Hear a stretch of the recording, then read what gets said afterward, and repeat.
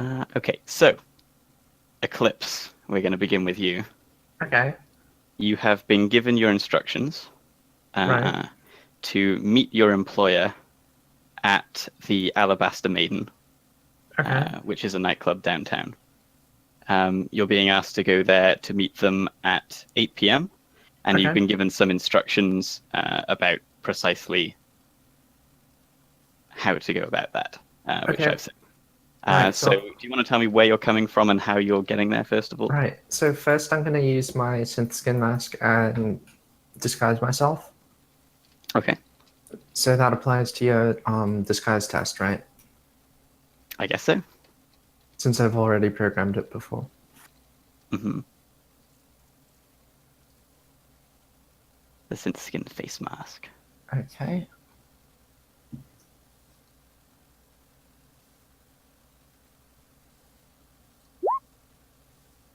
There you go. Okay, you're good. All right, so you slap on that disguise. What Then next? I'm coming from the Orc Underground. Um, I'm taking public transportation, and I've got the positive quality the transporter OU for like Okay, the, so you're okay. So so I you're know my getting way around there. because there's not so much, as I understand it, public transportation from the York Underground, Yeah, unless no, maybe you're going right, through one right, of like the right. tour guide groups. No, what I'm doing is I'm going like from the Orc Underground, just walking to get to an exit and then taking public transportation from there. And the exit that I use is downtown. It's Okay, in Tequila. sure thing. Go ahead and give me a navigation check Sure. with any bonuses that your quality gives you. I don't think it gives you any mechanical bonuses. Let me check. Sorry, I haven't played this character in like forever. It's okay. Let me check the rule book. Home ground. No, Character knows the yeah. layout of the streets. Yeah. I'll give you the +2 that it gives to the other test for this. Bless you. Okay.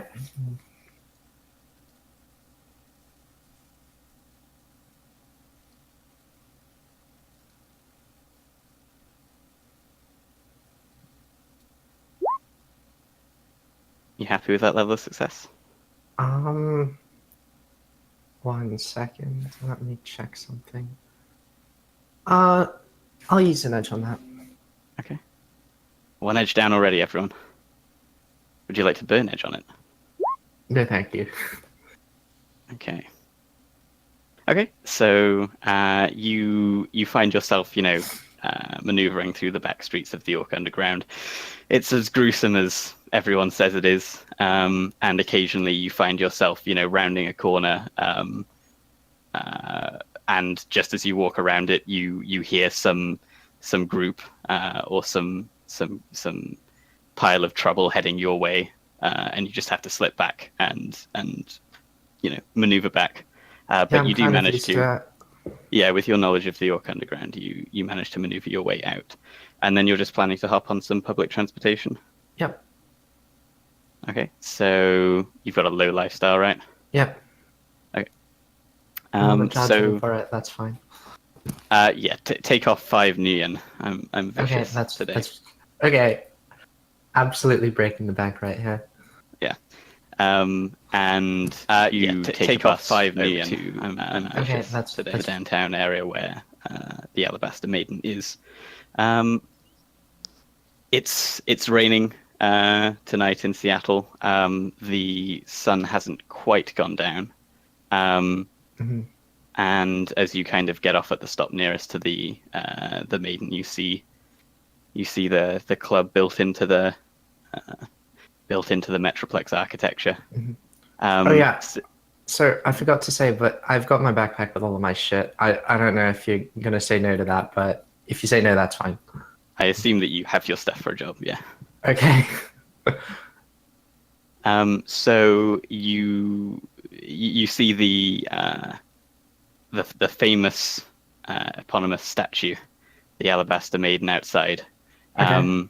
This what is rumored to be a a sort You of said eponymous. ancient witch that was frozen in stone after committing some. Reports vary about exactly what happened, whether she abused her magic or was overcasting it in defense of her family or something like that.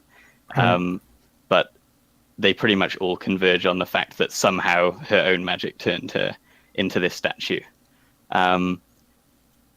It's pretty quiet outside of the club, but there are still people who, as they pass by, you see them kind of just reach out a hand to brush against the statue as they go. You know that rumors say that if you stare at the statue long enough, it actually moves. Oh. Well, I'm gonna go inside. I'm gonna, do what everyone else is doing and brush up against the statue also. Okay. I'm gonna go inside.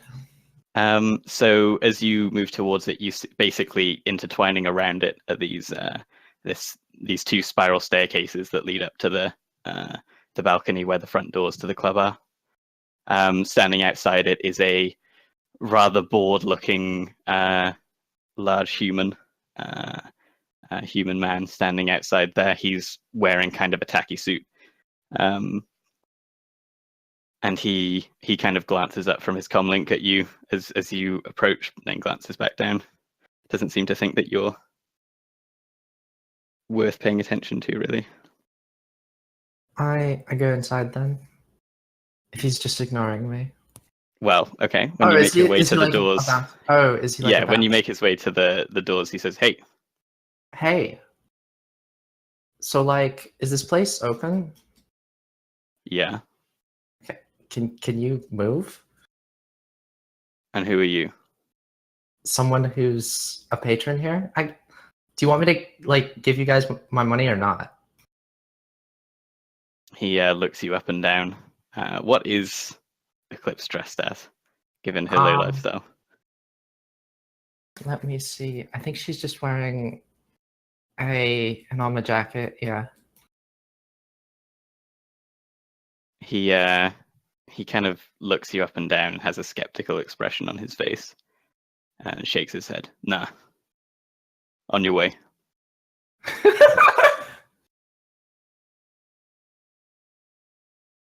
So, did I get any sort of, in the instructions, any sort of directions to, ask for Mr. Johnson or anything? Only to go to the bar, order a blue Hawaiian, ask for it a specific way, basically, as detailed there, and to wait to be approached when you sit alone at a booth.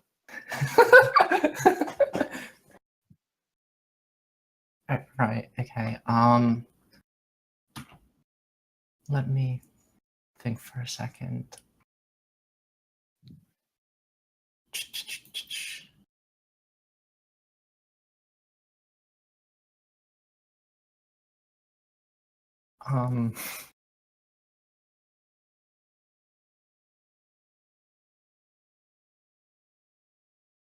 Look, what's the problem?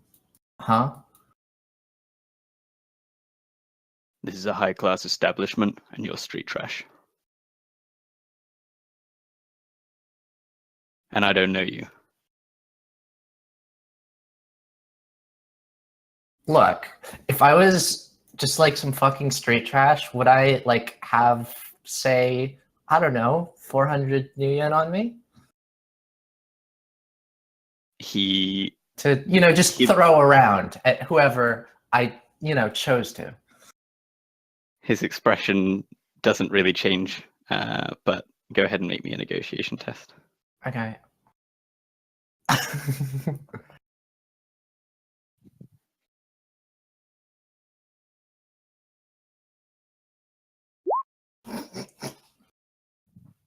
Okay.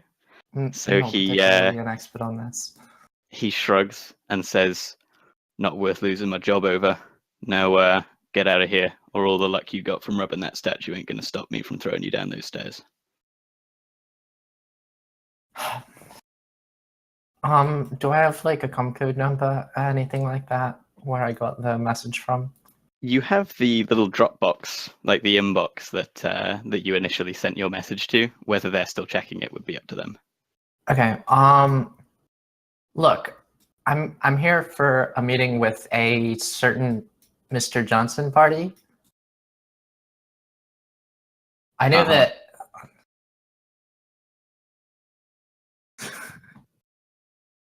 And you are. That's none of your business. He shrugs. Then you're not getting in.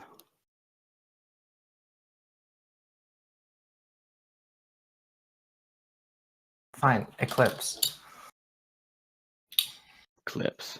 He he kind of looks like his face This is screws so up, great. screws up a little, like he's mulling it over, and he says, "Nah, ain't heard of you." You've got to be joking me. Okay, whatever. And then Nice try, kid. okay. Yeah, I'm not surprised he's turning me down because I like look underage because I am. Yeah, you neither have the street cred nor the negotiation dice to get past this guy, apparently. Okay. Is there like a nearby any sort of like other establishment, like Soybox, anything like that? Oh, there's always a Soybucks nearby. I mean, like this is more of like an entertainment district. But you can always find like little places, cubby holes to pop into between the nightclubs and places that are serving cheap food, stuff like that. Who kind of just Okay. make their money off the people who are like you, who are coming to the fancy places and getting turned away. Right. Okay. So I'm just gonna go to one of the Soybox, and I'm also going to send a message in the meantime. And Okay. I guess I'll write that in text since it's a text message. And yeah. You can say it out loud. I think No, it'd but be it's more easier. fun to like say text messages in text. Okay, I guess. Time for a few minutes of silence for the audience.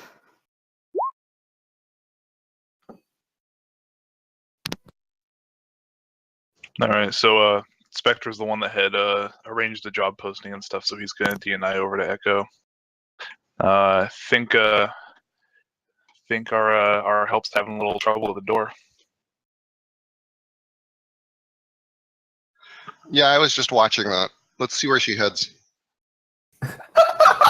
All right, so Spectre will exit the nightclub, and do you want me to roll a stealth to follow Eclipse? Sure, let's do an opposed stealth and perception, shall we? Okay. Assuming she's attempting to be stealthy. No, I'm not. I'm not No, attempting I'm to be attempting stealthy to at be all. stealthy. Yeah, it's Yeah. Eclipse is making the perception Mhm. just to see if she notices someone following her.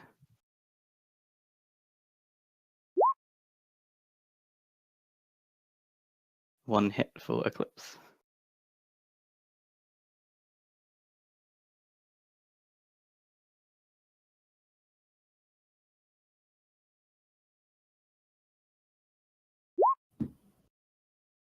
Five hits for Spectre. So, yeah, you don't notice your tail as you head into. Did you want it to be a soybuck specifically?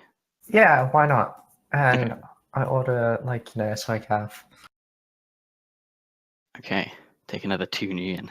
No, Okay. that's got low lifestyle. That's fine. Okay. So yeah, they get you your coffee and you can take a seat. Spectre, you see your target through your crosshairs taking a seat in the soybucks. All right. So I will also enter the Soybucks and order just like a black coffee, Okay. and I will sit at the Are you table dressed next like a to her. Shadowrunner at all? He's just wearing jeans and like a black jacket. It's Okay. not. So no. Yeah, that's I mean, it's normal. an armored jacket, but it's not superly obvious. Yeah, that's just normal shit. So, but after I get my coffee, I'm going to sit at the table next to Eclipse. Do I know you?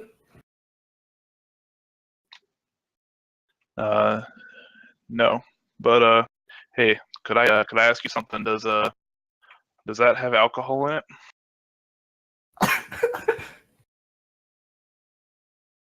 Just gives her a neutral expression, waiting for her answer.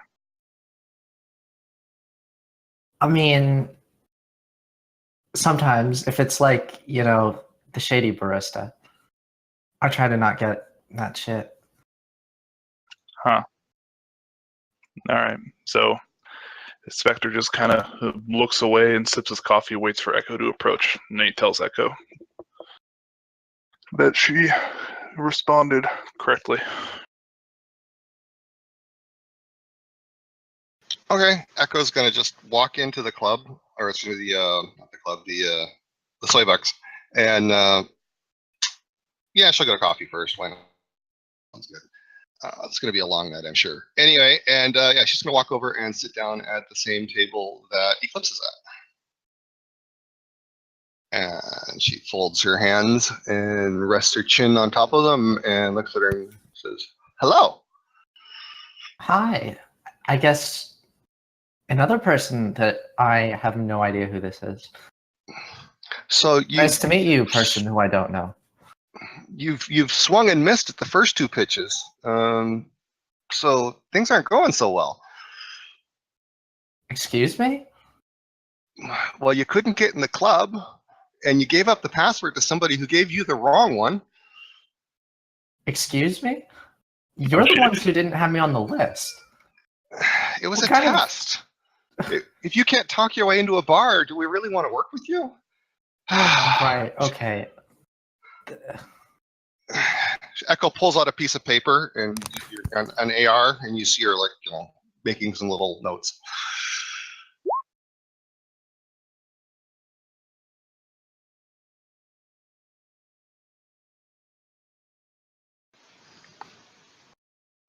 Well, actually, do you need me to make a matrix perception on their devices?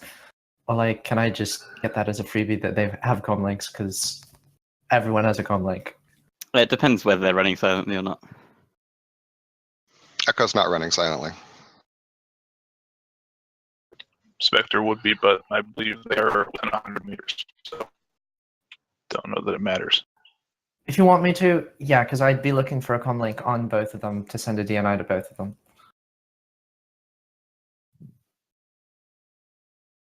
You can extend a DNI to them, yeah, it's no problem. Okay, I'm going to do that. Their pan is, visible if, even if everything that's on it isn't. You can, send a message to them.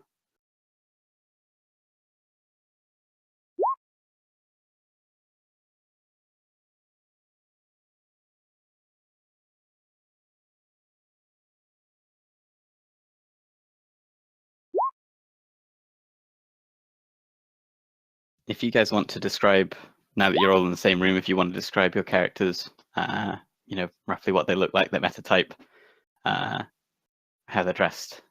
I know some of you have done that already, but probably be a good idea.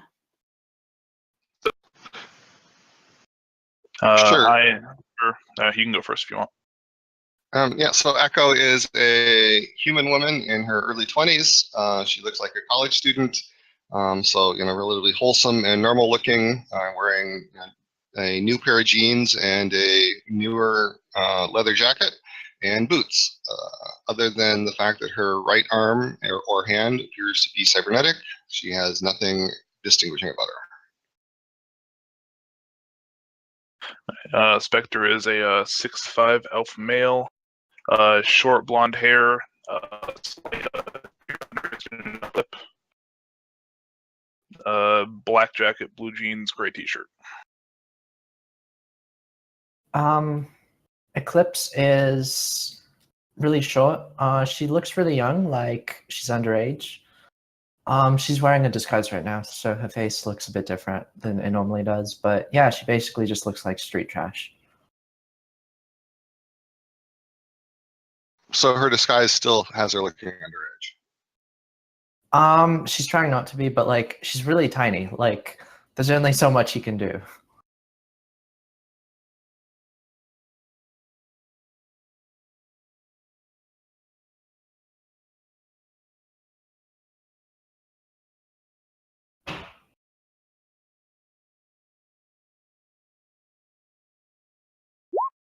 This is kind of in your hands at this point, guys. You've got the meat. It's your ball game. Okay, so over DNI. Okay, what the hell? You guys first don't put me on the list, and then you start blabbing about all of this Shadowrunner dreck, like just with your voices. Like, what the hell is going on here? The fuck are you guys? What Shadowrunner Drac? I just said that you swung and missed at the first 2 pitches. That's sports. Oh my god.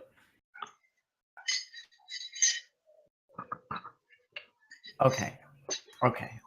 You know exactly what I'm talking about. So what's going on here? We just wanted to see what you were capable of and whether you keep your cool.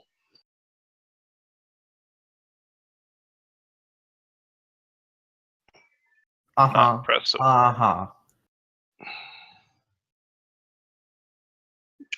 Look, the job we've got in mind, we need people who can be subtle, you know? Avoid being obvious. Fly under the radar. Get where they need to go without causing any waves. We thought you might be good at that. Now I'm not quite so sure. I'm your matrix specialist. What do you want from me? Well, your dossier indicated that you were a direct connection specialist. So it Yeah. would seem you need to go places in order to directly connect. That doesn't mean that I'm necessarily good at whatever.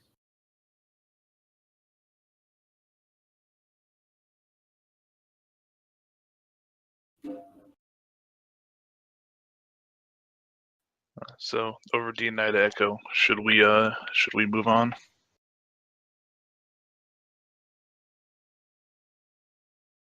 Yeah, are we you might as well just are- tell her are you gonna- tell her about the job. Are you gonna offer me a job or not?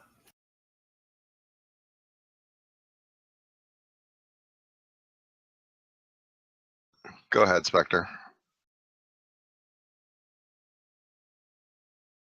DNI, just go ahead with the offer. Yeah. All right. So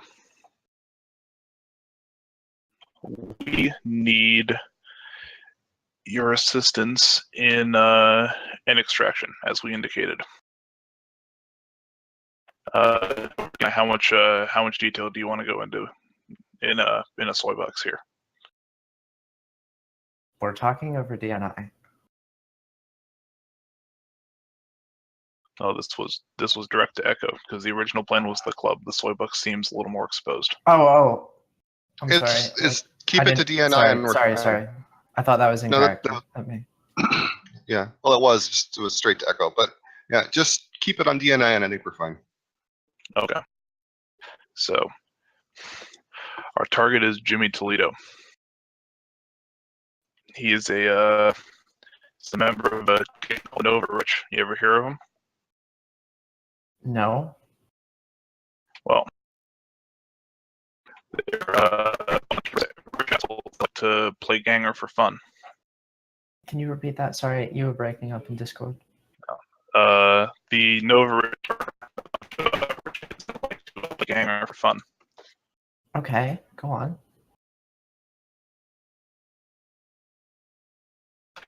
About a week ago, Jimmy Toledo hired a team to do a job. Okay. Echo will DNI Spectre at this point. Don't tell her any more until she accepts. This is more than any J would give her. Right, so I'm actually going to do a matrix search real quick on Jimmy Toledo, on that name. Okay, what rating? Just like a rating 1, just to look yeah, up just his... rating 1 since I don't really have time for anything else. Yeah, sure.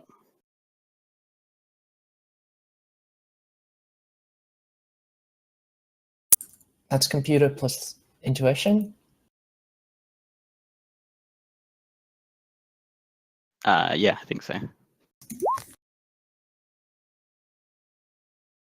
Okay, so yeah, you get it like in no time.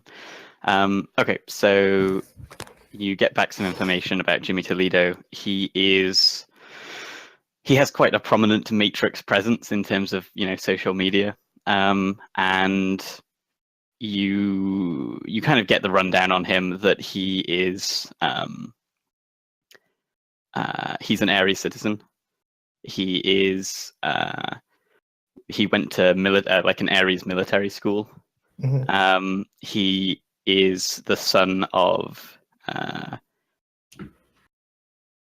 two relatively high-ranking knight-errant officers in the Bellevue precinct. Okay. And that he has like no real occupation listed or anything like that. He just seems to be like his occupation is being rich. He appears to be quite narcissistic. He's taking himself all the time. He looks pretty built. Okay. Him hang out with his friends a lot, that sort of thing. And he looks like he's super rich. He is like opulence personified. Okay.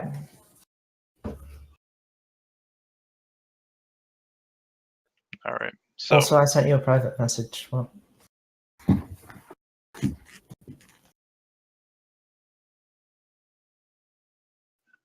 Jimmy Toledo's an avid partier, very active on social media. So the job is to grab him and to extract him. okay. So how much are you gonna pay me for this? 10,000. 10,000? Let me think about it. 10,000. Let me think about it. Hmm. Is there anything else you can tell me in terms about what exactly you intend for my role in this to be? I don't know. Is it you guys who are like doing this, or like, are you just the Johnsons? Do you want? I don't see a team here. We are the team. Okay. We need Matrix support. That's where you come in.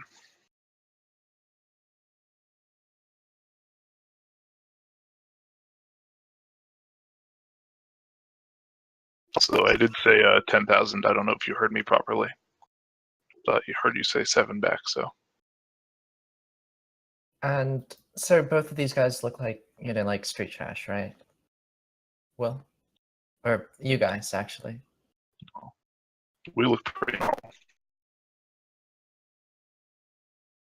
It's Spectre looks pretty clean. His jacket's actually very new. So if not, Yeah, Echo, her clothes look fairly new, but they're not high end. They're, clothes a college kid would wear for a night out. Okay. So you guys expect me to, with you guys who are just like some street trash, to fuck up some rich guy, and you guys can't even set up a meeting properly. Nah, I think I'll pass.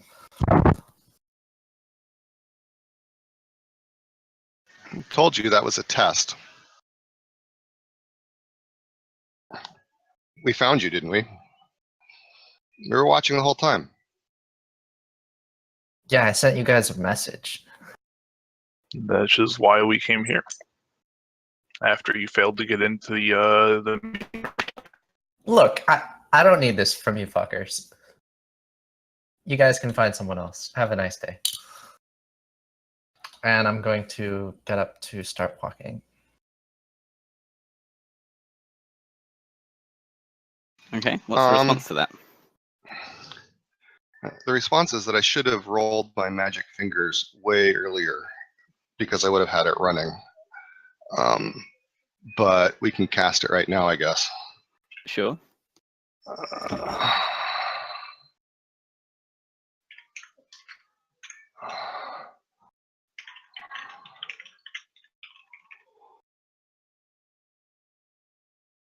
What are we casting?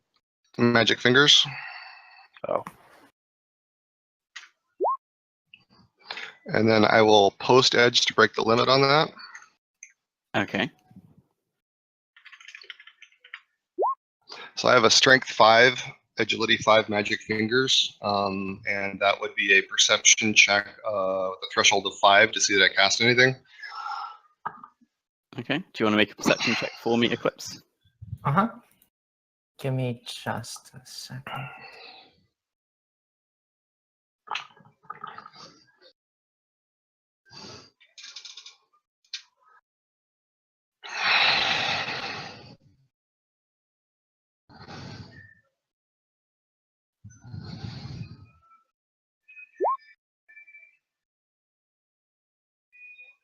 Okay. So you notice that Echo is casting some kind of spell. There's like this like strange, very. It's quite hard to see. You only just about catch it, but it looks like almost like a shimmering hand that's like reaching its way out to you. I imagine. Depends what Echo's actually trying to do with it. Yeah, I was going to just attempt to keep her from standing up. I'm going to yell out like in, or actually wait, no, I don't want to do that. Can I try to dodge the hand and like run? Do you guys want to roll initiative? Is that where we're going with this? I'm inclined at that point to sort of just let her go. Okay. What do you So think, Eclipse Spectre? basically, Eclipse basically, you feel like the hand like just on your shoulder, as if someone was reaching out to just like steady you. I don't know whether it's done in an aggressive way or like, hey, let's keep talking, sort of thing. Yeah, it was more of a Definitely just less aggressive. yeah, less aggressive and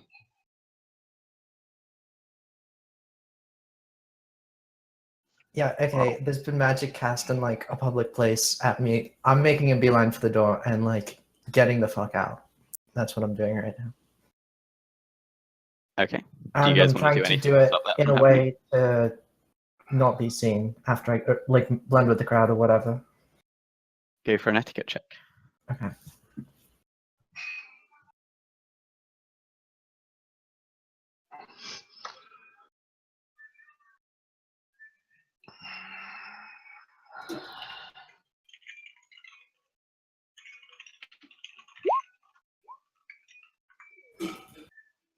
Okay.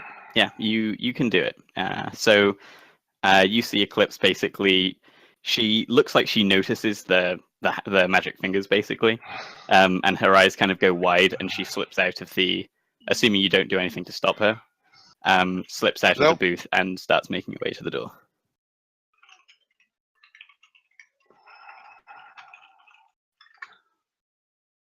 well, I'm inclined to just let her go because yeah.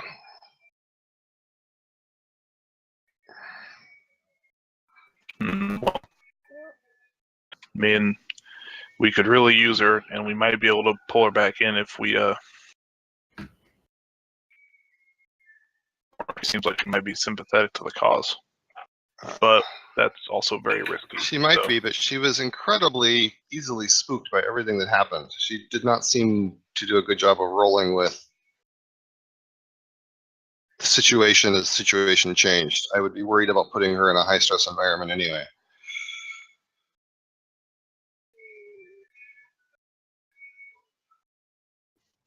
I tend to agree. Think the risks outweigh the rewards in this case. If that's the opinion. That is my opinion, yeah.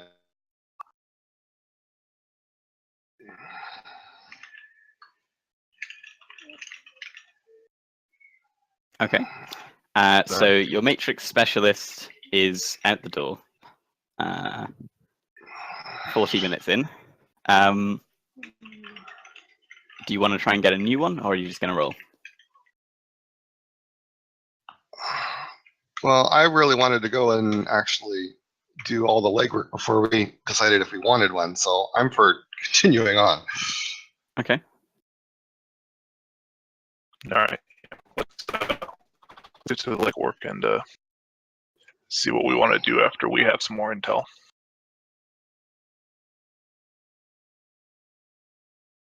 Okie dokie. Where do you guys want to start with that?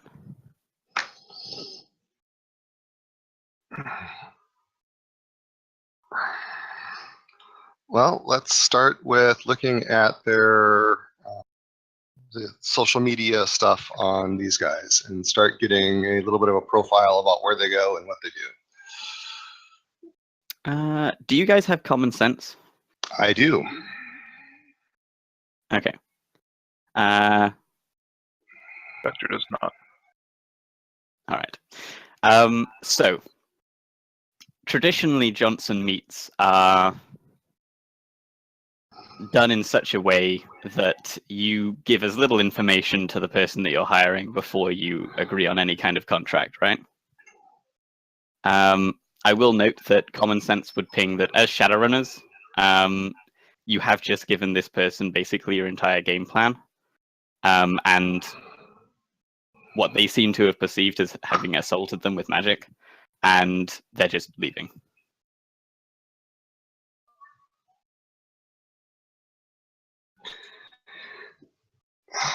Yeah, you did sort of overshare on the job there, Spectre. Although it was not my intent to cast the magic at her, but rather to demonstrate for her that we were not just street rats. Apparently that was misinterpreted or whatever as well. So I see where things went wrong and why. But I don't know that it is salvageable with this particular individual.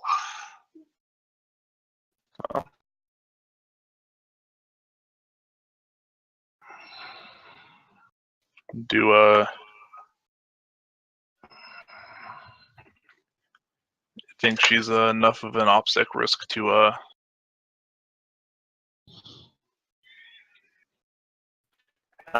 deal with this? I mean, I think the ship has sailed on her working with us, but Yeah, I think if she is going to be an OPSEC risk, that will manifest in a change in behavior of the target. So the proper move now is to get eyes on target and see what they're doing.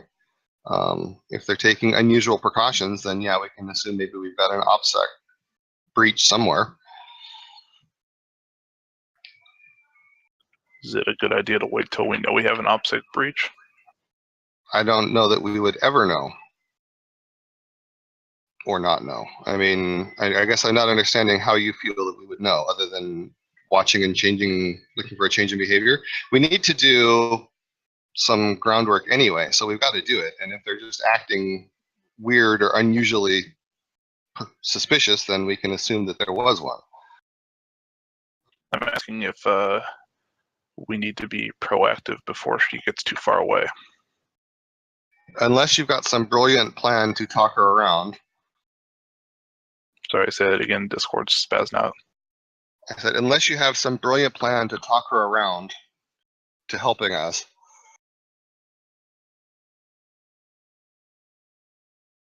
I don't think that stopping her is going to be particularly useful. So let's move on to ground recon then. Agreed. So let's figure out where Toledo's going tonight, and let's see if we can get an eye on security precautions.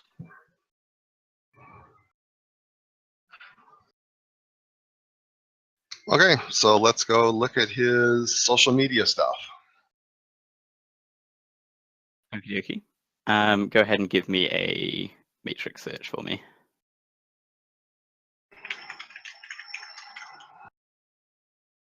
Do you have any matrix search, Spectre? Do you have any computer skill? Slow.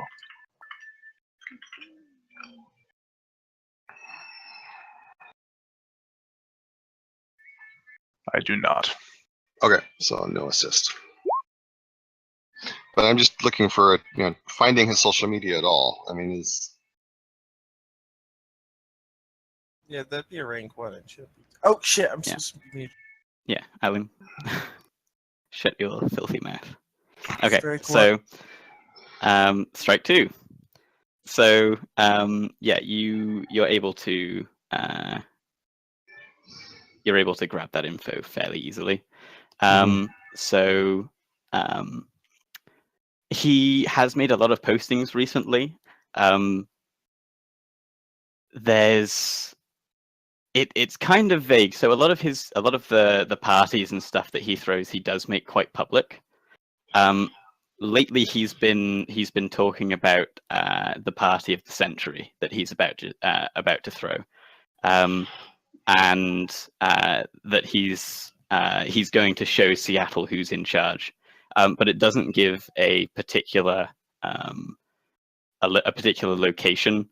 The implication is more like if you'll be able to get there if you're someone who is in the know. You know what I mean? Like anybody is going to be there, but you need to be somebody to know. He doesn't post it on his MeFeed page. Sure. Okay. So, well, there's one piece of data: upcoming party.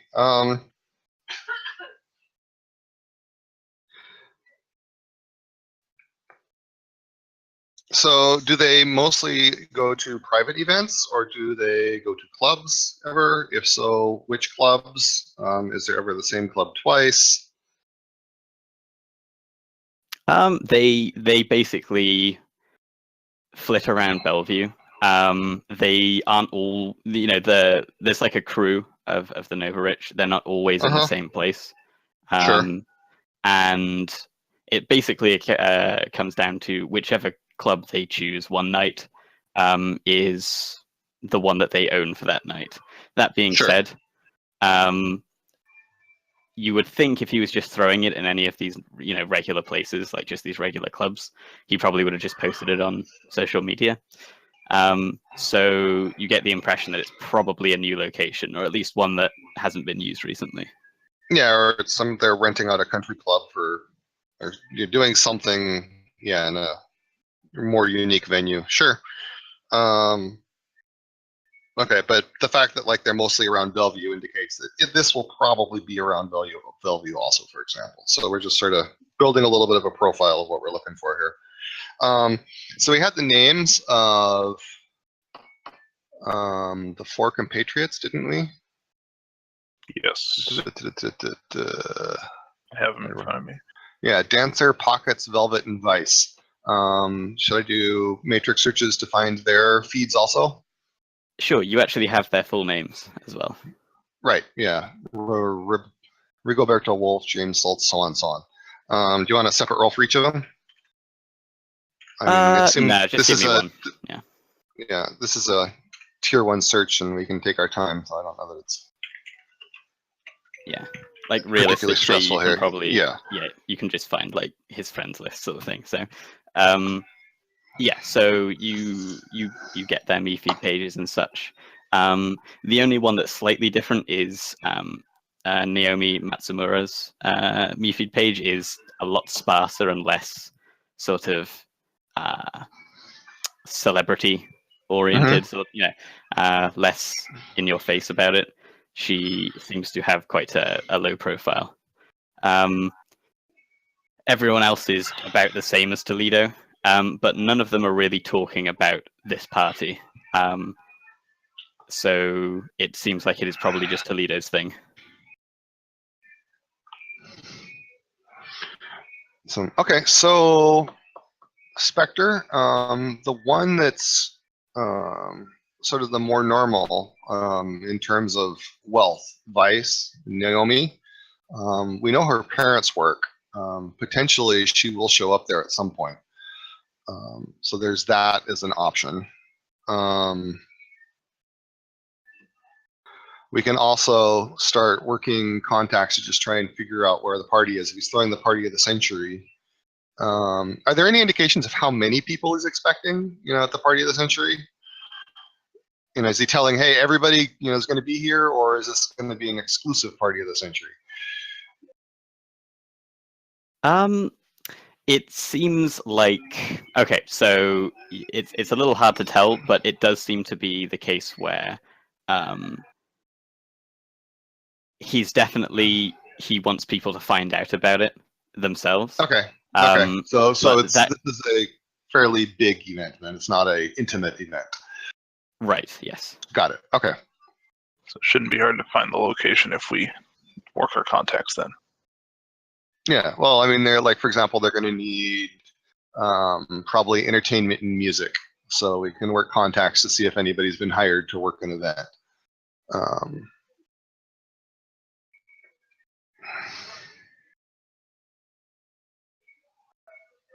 I don't have any contacts in the entertainment industry. Let's see exactly what the phrasing on my music promoter guy says.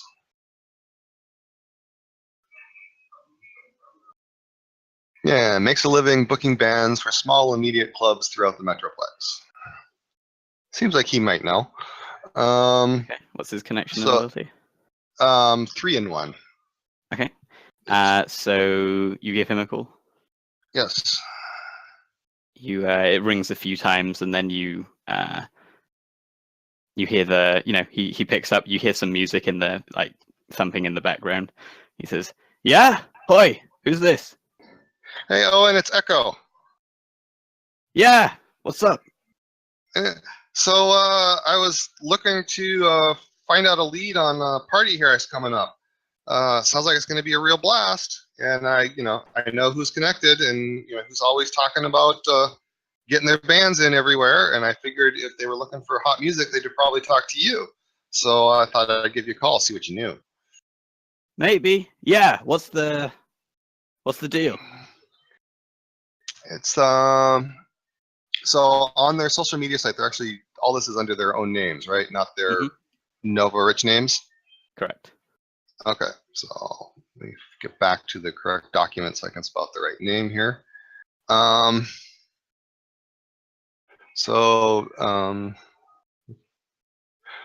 one Toledo's throwing. Toledo, Jimmy Toledo. Yeah. It says it's going to be the party of the century. Oh shit! Yeah, he's been talking about that all week. I know. Hey, any chance you know where it's going to be? Sure. Everyone knows. Oh, well, everyone is anyone, and apparently that doesn't include me. But that's why I've got friends like you. What's a girl got to? What's a got to? Yeah, I know. But I'm just starting out and all.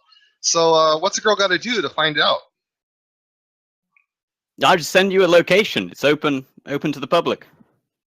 Well, then, thank you very much. And I owe you drinks next time I see you at Matchsticks or something. Yeah, sure, no problem. And he sends you a location ping, which is still in Bellevue. It appears to be, at first glance, it appears to be within what is marked as an Ares corporate enclave, but upon closer inspection, is actually far, far below it. So it's an underground club, literally. Yeah, it's below street level, it seems. Yeah. Do you have an area knowledge Seattle skill or something like that you could roll?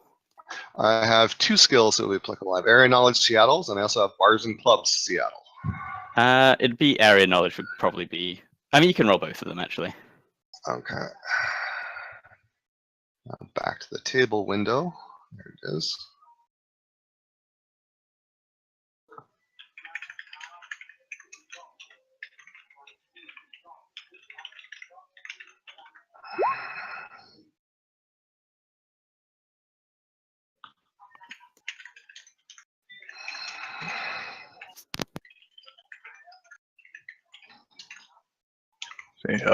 Can I assist on area knowledge Seattle?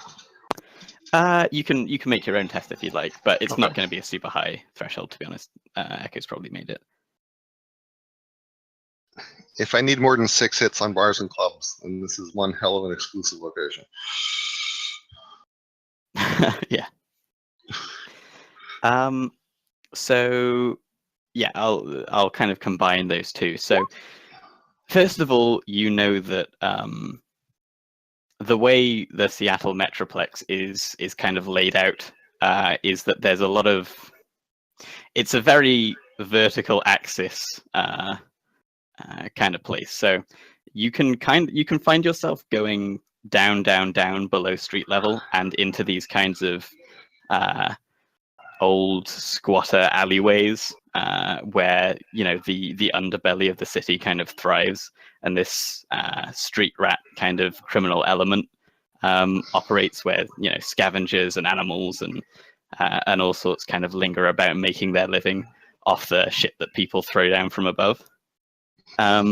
And you know that sometimes people like the Novarich, who can do this sort of thing, will take somewhere like a warehouse that is often used for storage of something like an Ares corporate enclave above.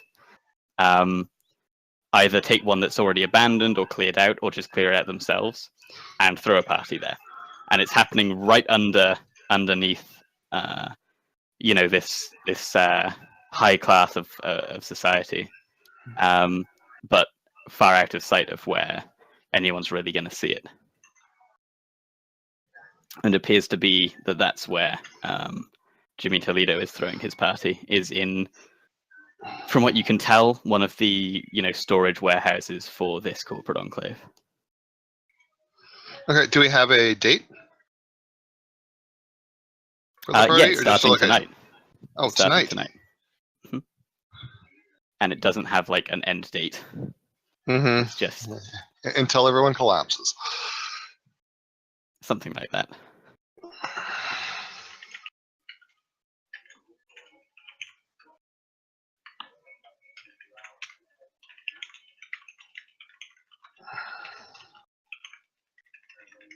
Hmm.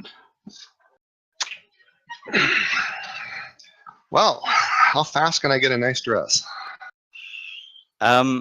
This doesn't seem like the kind of place that you would need a nice dress to get into. But a nice dress with with boots and a jacket is that ironic dress down look. I guess, yeah. Like, you kind of, from your knowledge of parties that you'll get from bars and clubs, is you get the impression that this is probably going to be more of a slumming it party. People showing up in a dress will probably look out of place and probably like a potential victim for something. That actually might not be a bad way to go, but in fact, that's actually mildly hilarious. Is it possible? But yeah, Echo's more than happy to show up in jeans if she thinks that's going to be acceptable.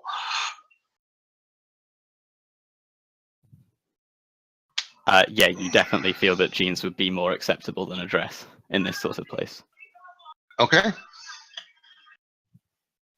So, Spectre, you want to go to a party tonight? All right. I like the venue. Not sure how I like it being under an Ares or corporate enclave, but beggars can't be choosers at this point. So let's do it. Well, we can check out how hard it's way in. And it's a refreshing change of pace to actually get to potentially walk into a place and then have to worry about getting out, or the other way around. So how are we going to deal with the since again it's too risky for me to show my face in there if Toledo's there or his people. Since we no longer have somebody to program the mask. Do you have a contact who could program one potentially? I mean, I could always call my fixer, but I don't have anyone that specializes in that area.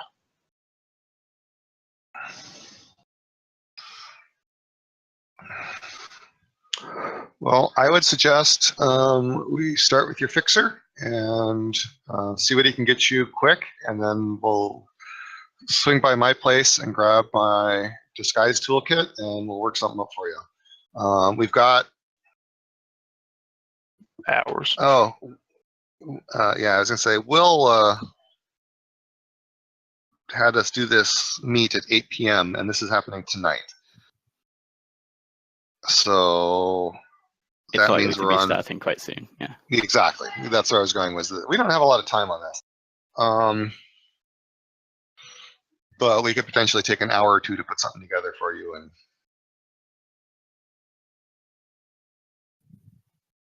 Can an agent run software checks on the Synskin mask. But no, I don't have I don't have a cyberdeck to run an agent on. Never mind. So yeah, I will call Gray. See if you can find me somebody for a quick programming job. To fix up your Synskin mask. Yes. Okay. Yeah. So he obviously he'll pick up and say, "What's up, Shema? Not doing anything stupid, I hope." Need somebody for a quick programming job. Synskin mask. Can you recommend someone? Sure, anyone can do that. Well, then just give me a location and I'll pay them appropriately, minus your fee, of course. Sure. There's where are you at right now? Downtown. All right. There's no shortage of hacker bars. You could just show up at pretty much any of them and flash a cred stick, and they'll do it for you. I can give you a specific one if you feel more comfortable that way. I'd rather you vouch for someone, yeah. Or a place, at least. All right. He takes a pause and he sends you a location ping to, I don't have a name for it, but some hacker bar, you know, All right. the glitch in the wall or something. And he says, just toss me 50 new yen for the hookup. Go Will ask do. for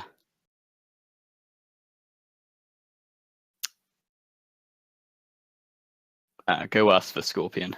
He'll hook you up.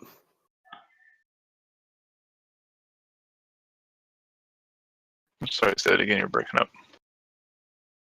He says to go ask for someone in there called Scorpion, and that they'll Scorpion. do it for you. Got it. Appreciate it. We can hand wave that if you'd like.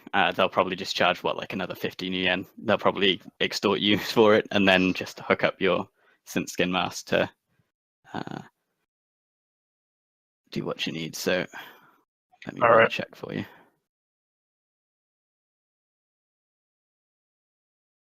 I'll just give him 12 dice to do it.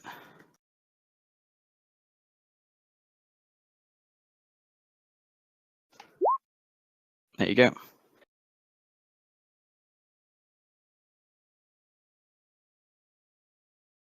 All right. So that's it's a 3-hit disguise. And that'll augment Echo's disguise roll, right? Yeah.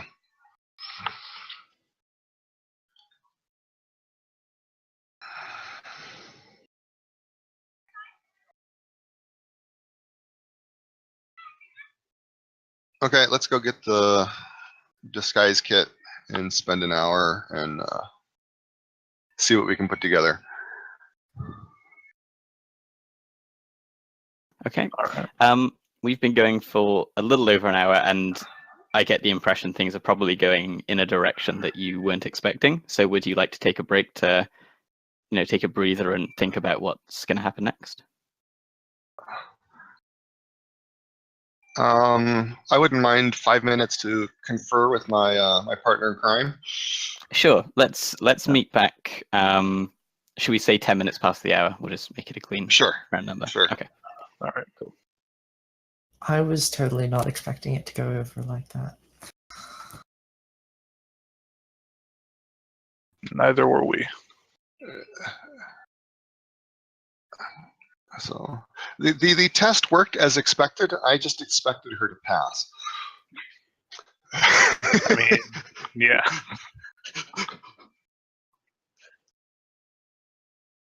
So it's okay. I just hope that Neon is okay that he's now not participating. That part always sucks But when you don't actually get to play. yeah, no, I'm fine. Okay. totally cool with it. Because so like the perspective that I was coming from, like in character, was this is just a normal Johnson meet, so the Johnson's gonna have everything set up here, and then so it seemed super out of place for it to not be, if that makes sense. Yeah, no, out of character was when Spectre started listing off the actual target. I was frantically texting him, "Stop talking," because yeah, he was not being a Johnson at that point. Spectre doesn't know how to be a Johnson. Yeah, well, okay. If we do this again, Echo will do all the talking. So I agree with that verdict. But yeah, so I like the location, except for the fact that it's so close to Ares. But I don't think we were gonna get much further from them in Bellevue. But the fact that it's not an established club. Yeah, my only complaint is it's tonight. I would have loved just a little bit more prep time. Yes, for sure. Because we could have gotten 3 more dice on a disguise for you. There's at least one more piece of material I want to pick up, but I should be able to get it really quick.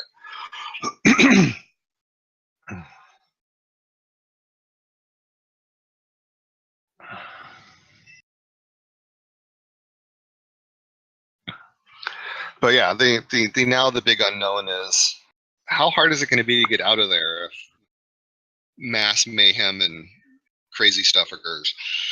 Yeah, and especially once we get out, how are we going to handle the videos without a Matrix person? Hopefully that won't be too difficult, but well, so I mean, I had my theory about that, so I think it'll work. The Matrix person just would have made it fast as opposed to taking a little longer. right.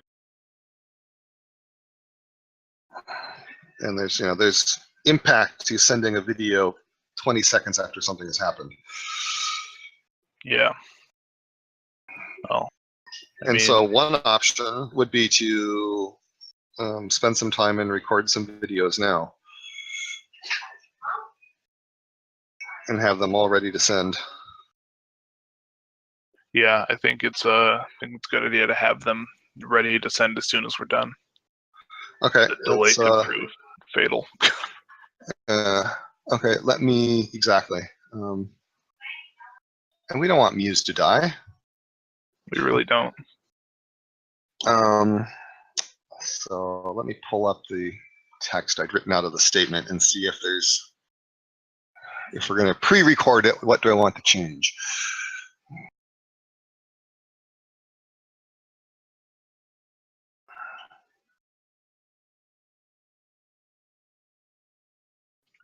Here, while you do that, I actually think I need to restart my tower while we're on break because I have a massive memory leak right now, apparently. Okay. Which is not good, so I will be right back.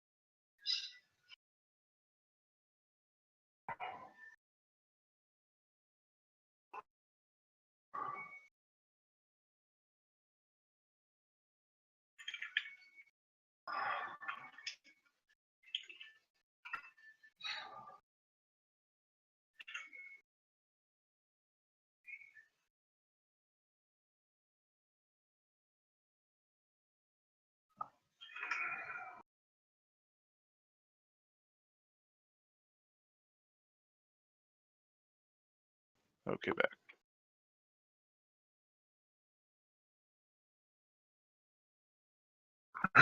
Okay, so I just read over our statements again, and actually there was only one sentence I needed to change if we want to pre-record them, so we're good.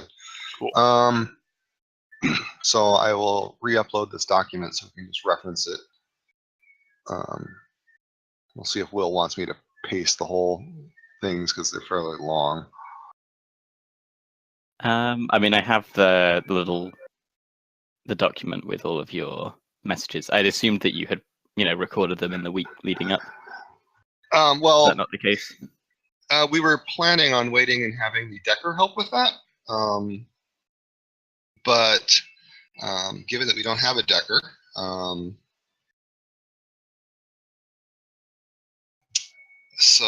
I was also just reading them over. If we're going to pre-record them, there was one sentence I wanted to change,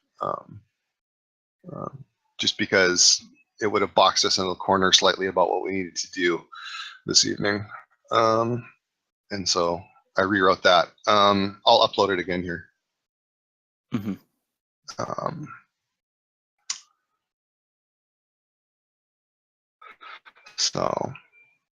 Okay, so yeah, so going and recording these videos and then spending an hour making a disguise or improving slightly on the Sinskin mask-based disguise for Spectre, or I think the two things we wanted to do to prep. Yes.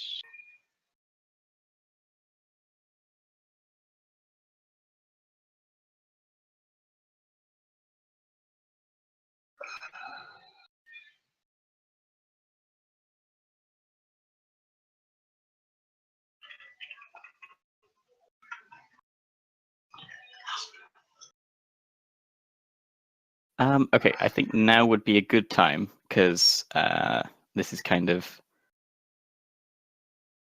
sort of go time. I wouldn't mind if you guys could detail using the text function on the table. Just if you can just detail what your characters, have on them.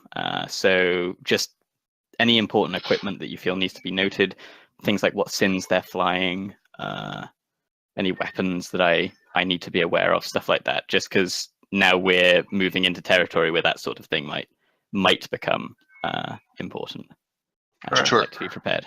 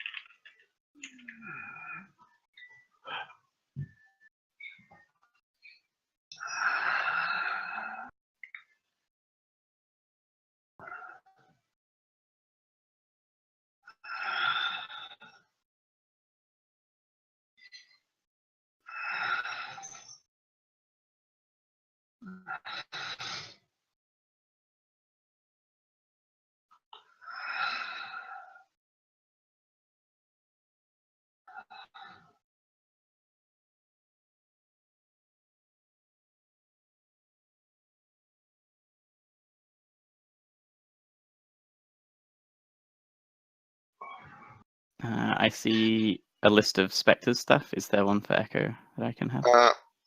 Do I need to hit enter or something here to get it to? Yeah, Yeah, there you it was. Well, I'm still working on it. It's just that it was all in one text block, I guess. Okay. So I was looking at other equipment here.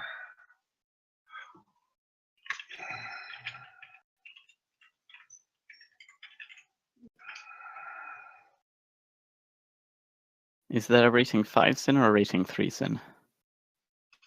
It's a 5. Because I see 3 on your sheet. Are you talking to Echo? Yes. I have 3 sins on my sheet. I have a 5, a 4, and a 3. Let me check. I can only see 1 on the one that was sent to me prior to the game. Like Did I? sin 3, you cast Samantha Smalls with a mage license. Then how many karma does that character have? Career karma. 0.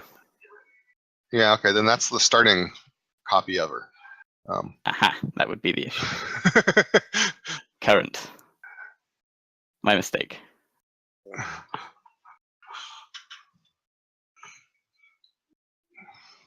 We can edit that part out in post.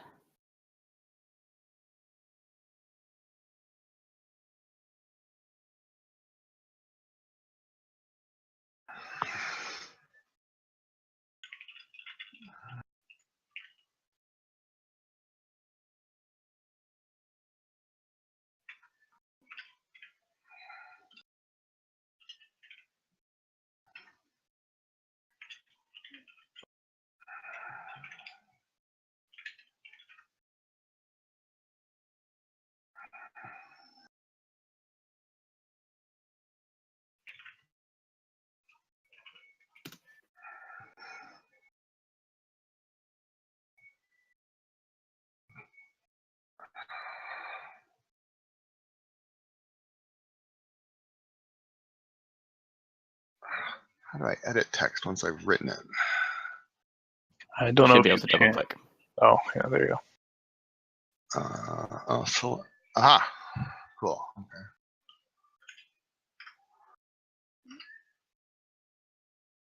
Just want to make it clear it's in the smuggling compartment.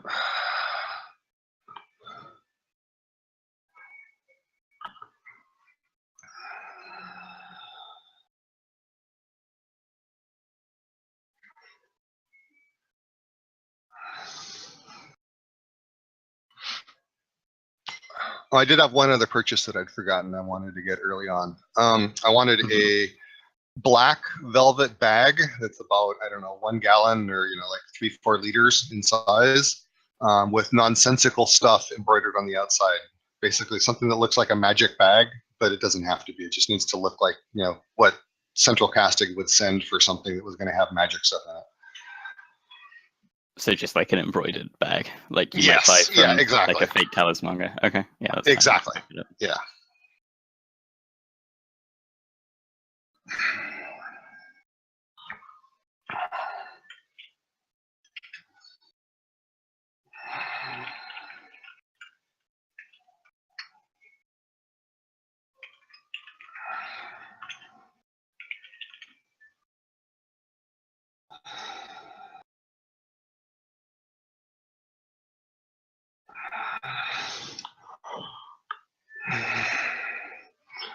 And then I'm assuming all the various jewelry she normally wears, like holo ring, things like that, don't need to be It's just the important specced stuff out here. Yeah, just anything that you consider important to, like major weapons and armor and things like that. Yeah. That, Okay. That you would want me to be aware of you having, so that if you, suddenly said, "Oh," and I pull out my assault cannon, I'd be like, "Well, you didn't mark that on the thing." Yeah. Where the hell were you keeping that exactly? Yeah. Okay. But yeah, she'll bring all the drugs from her med kit though. We might need those. I'll write that out here again.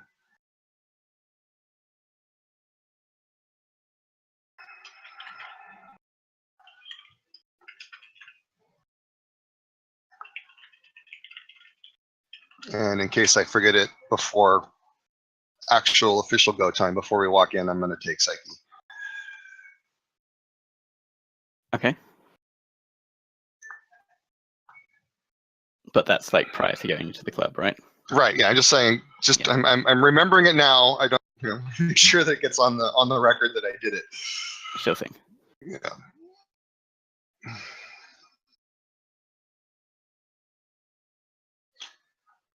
All right.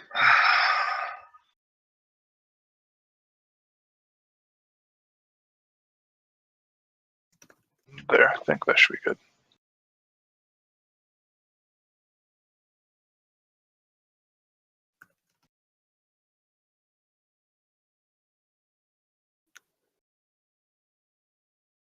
Are you guys continuing this in the soy bucks?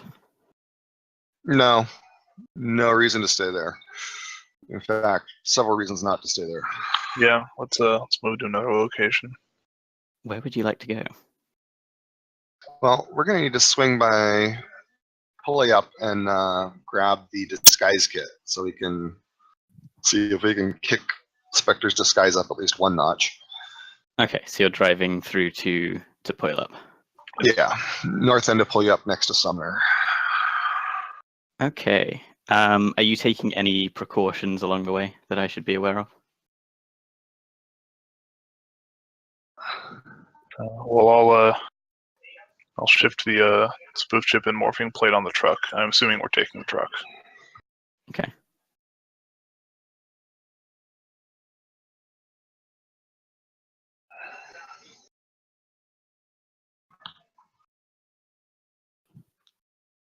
Okay. Go ahead and first of all, give me a piloting test for me.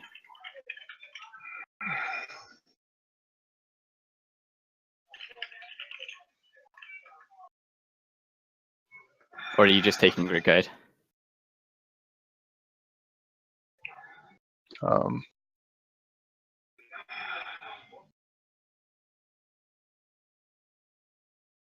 No, I would just be taking grid guide. Okay. In that case, give me a perception test. Both of you can give me this if you'd like. Is this visual perception? Yes.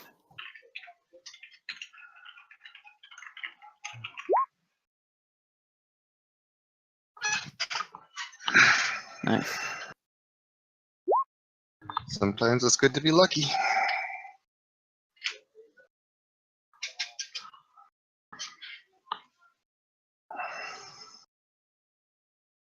Okay. So Spectre, you don't see anything, but it's about the time that you're driving through downtown, and you're heading down. Are you planning to go through Tacoma or through Renton and Auburn to get to Puyallup?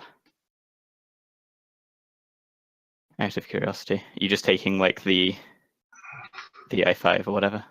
What does grid guide recommend? We're exceeding my knowledge of Seattle at this point. I'll link you a map in the Discord there. Sorry, in the Roll20. There's a highway you can take that travels along the Renton downtown and then Renton Tacoma and then Auburn Tacoma border until you reach Puyallup. Yeah, I mean if that's what grid guide points us to, there's no reason. Yeah, Highway 5 seems the clear choice from looking at the map. Okay. Yeah, so down you go. You head over to Puyallup,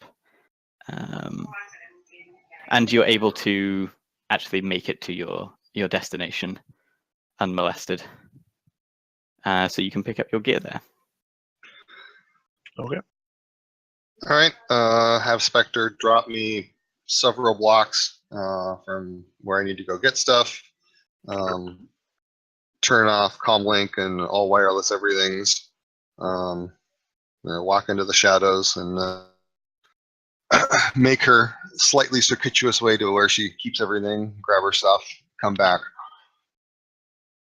I will go ahead and reboot my link as well, and then just wait for Echo to tell me where to pick her up. Just wait here. I'll be back in 15 minutes. Okay.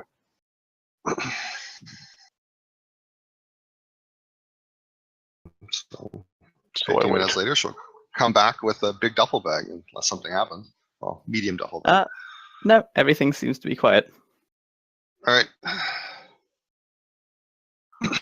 All right. Find us a quiet place to park for an hour while we work on this. All right. Actually, you know what? Let's go to that warehouse you were talking about before. Oh yeah, that's just some Because old We're warehouse. gonna need to make some videos. So What warehouse is this? It's just an abandoned warehouse in Tacoma that I just use it for in-character fluff. It doesn't like belong to me, or I don't have any contact related to it. I just assume that I use it when it's empty. Assuming that it's not hard to find an empty warehouse in Seattle. If that's not cool, then we'll figure something else out. It's just something I made up for IC fluff. The we might be able emptiness to of warehouses tends to be in flux in Right, Seattle. right. So it might not be the same warehouse, but I don't know. It was an idea. Go ahead and Roll give something me. to find one. Yeah, go ahead and give me area knowledge to see if you can scout out a location. Do you still want it to be in Tacoma? Not necessarily. It just needs to be quiet.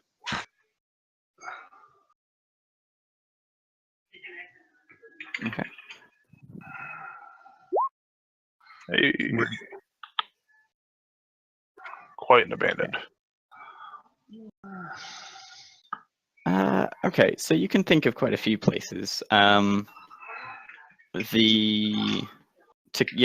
and Auburn are both going to have warehouses that are in the worst parts of town. You can't guarantee that you'll find one where you'll be uninterrupted, is the issue. Because there tend to be, just from your area knowledge, you know that these tend to be where squatters hang out. It tends to be where gangers like to just chill out or do, various crimes. These places get burned down a lot, for example. Right.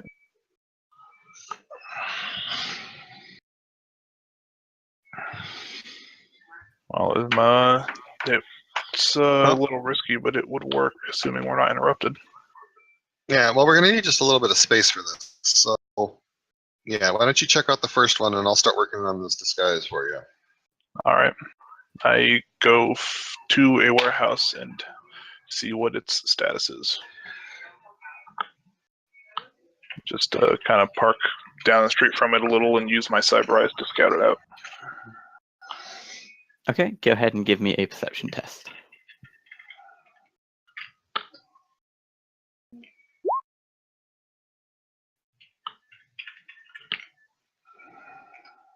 So you're taking a look from the outside of the warehouse, and you see that sitting outside of the front door, sort of thing, is what appears to be a man in a sort of like hooded poncho, and he's kind of sitting against the wall. The rain is kind of falling around him, but he's under a tiny little awning above him. Which is keeping him safe from the acid rain. He's just kind of sitting there. Occasionally, he wipes his nose on his sleeve.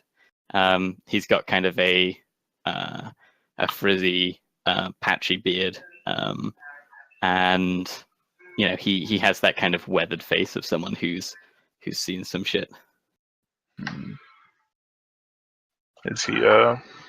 Is he near an entrance of some kind of the structure, or is he just looks like he's outside the door? Okay, he's right outside the door. Okay. Yeah, that's probably a no-go then. This warehouse looks Alternatively, we could actually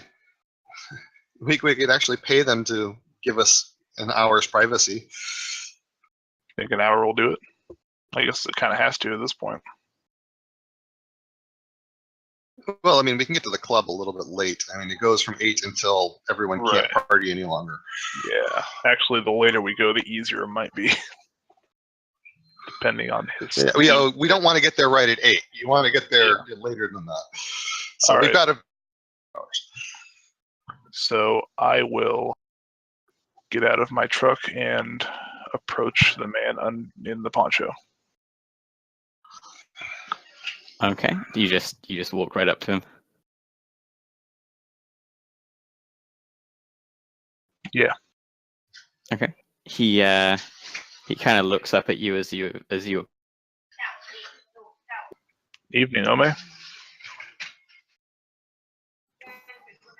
You mind if we use your space for an hour? Can pay. he he chuckles, and then the chuckle kind of turns into a cough, the cough of a terminally ill man. And he says, finally, you just see his body just being racked in convulsions for a while, and he spits up something. It's like this kind of reddish black goo that he spits onto the ground next to him. He looks back up at you and says, "It's occupied right now." Like I said, I can pay. Just need the warehouse for an hour. It's already being paid for. You can wait your turn. And how long will that be? They said they wouldn't need more than another hour. All right. I guess we We can can live work with on the that. disguise while we're waiting. Yeah, we can live with that. How much for an hour? He looks up at you, and his face goes into thinking mode, and like, how much is this guy worth? He says, I roll 100 for an hour. I roll judge intentions on this guy. Go for it.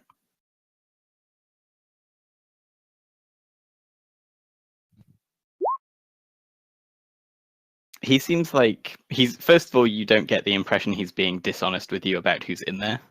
Okay. That there's someone in there, but you do get the impression that he's not really.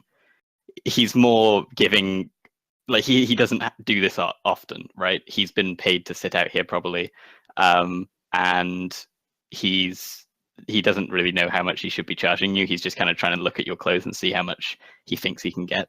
And you also get the impression that 100 new yen is probably quite a lot to him. All right. I'll tell you what. You give me let's see. You got a link? He shakes his head. All right. I'll be back in an hour. Then we can settle.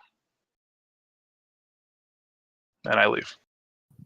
Okay. Do you want to make me a perception test as you're leaving?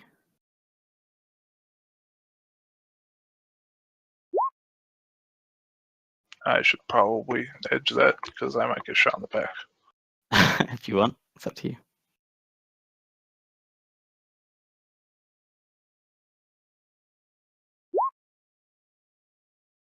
So you kind of glance behind you and you see the door that he's sitting outside open, and this rather lithe, tall elf kind of pokes his head out, and you see he's got his this like jet black hair with silver streaks in it, kind of spiked up and slicked back.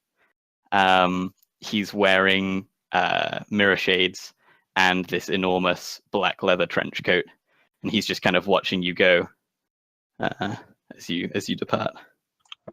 Okay. Yeah, I depart and I get in the truck and I kind of drive off back towards where Echo is. Okay.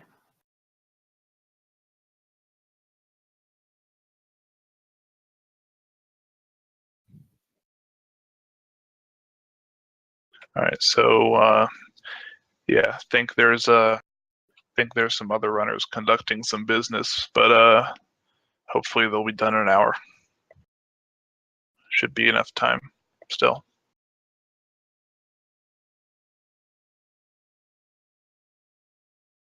Sorry, I need 30 seconds here to deal with some family coordination. Sure.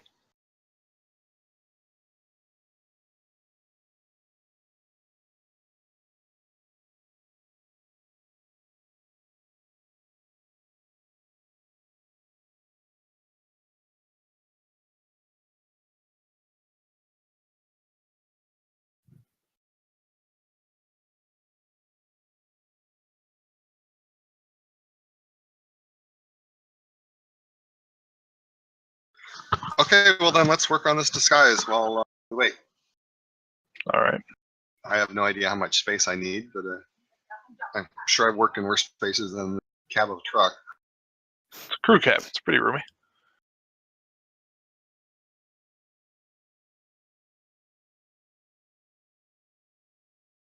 Go ahead and make your checks. Yeah, so a real quick check while I reread the extended test with the toolkit.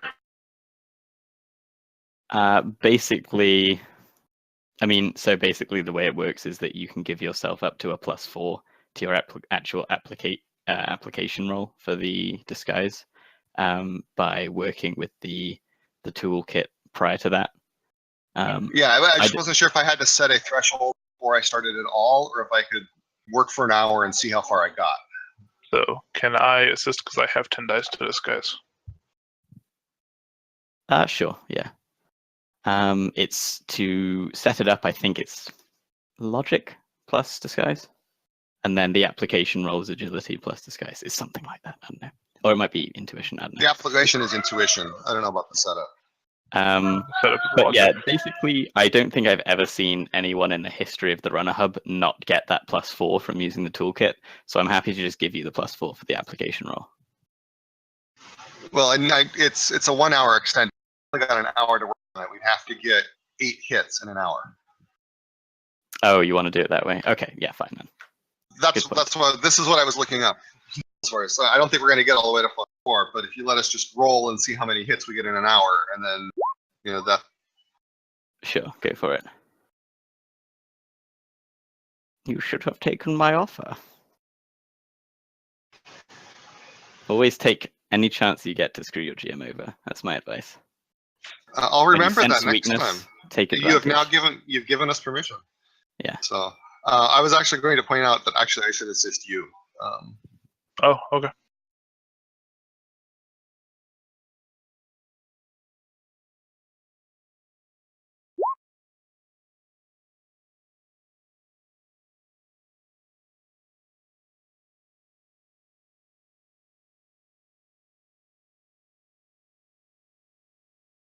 So now you roll 12 dice,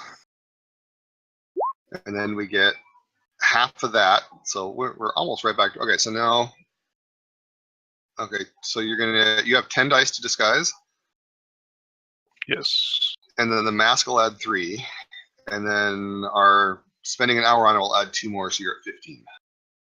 Oh, okay. Is how the end result will work when we go to make the actual finally put it on you.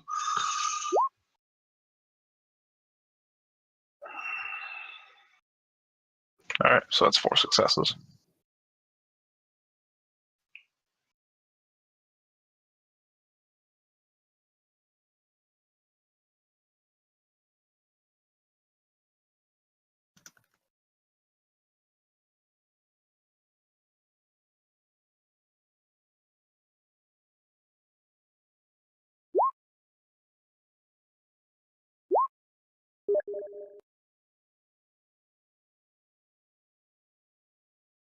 Okay.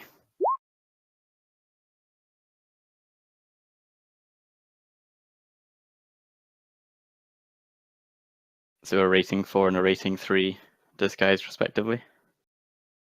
Yes. Okay. So you guys look different.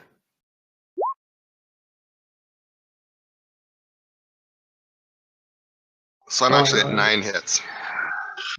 Oh, Because yeah. impersonation totally adds completely on top. It doesn't even just assist. I forgot about impersonation. I have impersonation.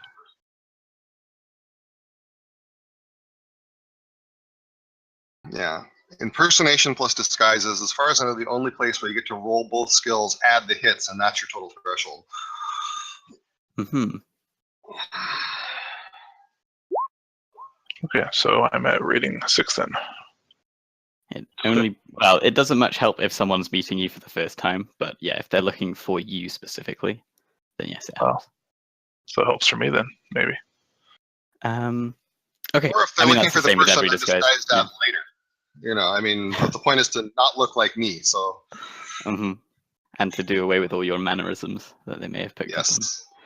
on. Okay, that's fine. So you've got your disguises, and you're returning back to the warehouse after the hour. Is that right? Yes. And you'll spot just a GMC Bulldog step van pulling out of the warehouse as you arrive and you kind of see it as it's going. You see its paint job switching from kind of like a clean silver to a kind of dull red as it pulls out, and you see its license plate just like finishing shifting. Like you feel like you saw some motion down there as it pulls away. All right. Yeah, we pull in and we walk up. Is that guy still there? Yeah, he's there. All right. So I'm gonna walk up. See that it's empty. He nods. Yeah, you got the money. Yeah. 100 for 2 hours. He looks like he's going to argue, but nods and takes your money. All right. I pay him and we go in. Yeah, the warehouse is pretty standard. Exactly what you need. It's abandoned. There's like a burnt out like forklift kind of device in the corner that looks like it's been torched. And the warehouse itself is kind of covered in bullet holes and scorch marks, like it's seen some action in its day. But it seems to be empty. All right, so let's get to recording. I assume we don't have a dedicated camera, so I can always just record with my eyes. Sure, if you want to. Or like a link. Whatever. Yeah. I guess actually, well, I guess it doesn't matter. I have a couple metal links I can. Yeah, I have a couple metal links I can use. Okay. And you're just like creating a Trid phantasm of the events described on the file you gave me the other day. Correct. Yes. And you said there was one alteration. Yeah, just the line talking about in the message to the 4 friends, talking about the exact method of payback. Okay, yeah, so you're like, well, we don't know if we can pull that off, so... Right, exactly. Just leave it So yeah, okay. Yes. That's fine. Okay, do you want to give me your individual Trid phantasm rolls, just to see how realistic it all looks? And just let me know the force you're casting each of them at. Back to my character sheet where it is. There we go. It would be What is the rolling trainer? against object resistance of the camera. Well, yeah, which is 9. 9, yeah. Yeah. Okay, Trid phantasm is force. Yeah, so I had this discussion actually with Muse. Sorry, not with Muse. About how this would work, and because the camera either records it or doesn't.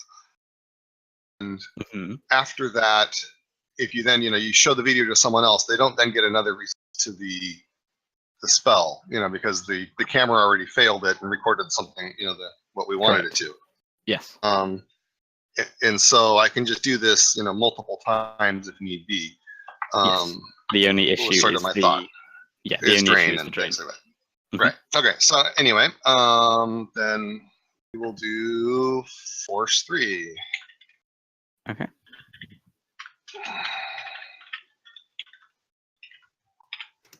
Does the force also dictate the sort of the quality and the detail you can put onto it, or is that my imagination? It only seems to affect the area, and so I can do a Okay. 3-meter radius. Okay. And I only got 2 hits anyway, so force 3 was clearly enough. So you project this phantasm, and afterwards you kind of look back at the footage and you see that it just hasn't been recorded. It didn't record. Like, Yeah. there's like it just, you kind of see a few glitches in the recording footage, Yeah. and like at one point someone's like a masked face appears, but it nothing else.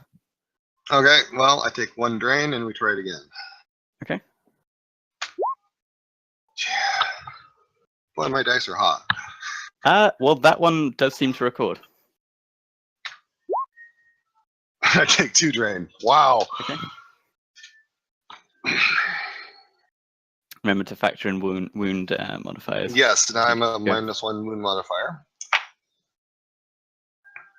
Killed making a movie. I wonder how often that happens. Like a director pushes like one of those magical special effects teams to their limits, and they just fucking die. Funny. Okay, so that was the first video. So we're 1 out of 3. So second video. Hey. So it's capped at Success. 3, obviously. Yeah, success there. And I don't take any drain. Cool. And then the last one, capped at 3 again, and no drain. That one doesn't record, unfortunately. Okay, so try it again. Once again, doesn't record. Okay, I take 2 more drains. I'm at 5 drain, so I'm still at -1. We'll try 1 more here. Yep. Oh wait, it's capped by 3, so no. Yes, didn't work. Okay, so I didn't take any more drain. If I take more drain, I'm gonna waste the damn thing. But until then, we'll keep trying this. Okay. Once again, sorry, it doesn't record. Okay. This is like one of those take 6, take 7, take 8. Fortunately, it's not so incredibly long that it takes more than a minute or 2 to do each one.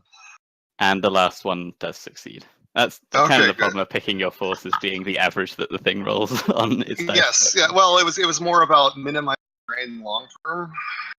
Mhm. Pushed it higher, it would have had anyway. Yeah.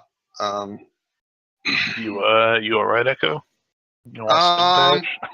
I'm a little bit strained. An hour nap before we go sounds like a wonderful thing. Sure. Well, So we that'll be, what, 4 hours that you've waited total since the meet, so it'll be about midnight when you set off from here?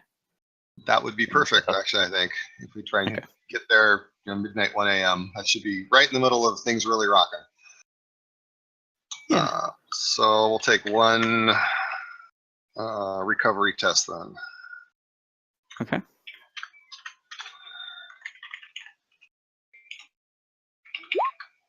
Hey, so we're down to 2 boxes, so I have no more penalties. Perfect. Okay. Can you guys also just mark down your edge scores, and yeah, Oh, if you yeah. mark down your edge scores for me, that'd be fantastic.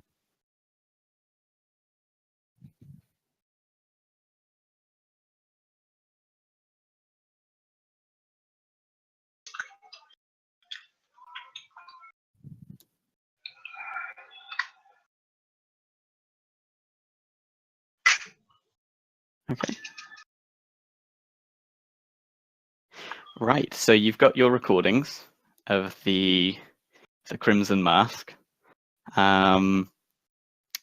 You've got a location for where Toledo is, where he's throwing his party.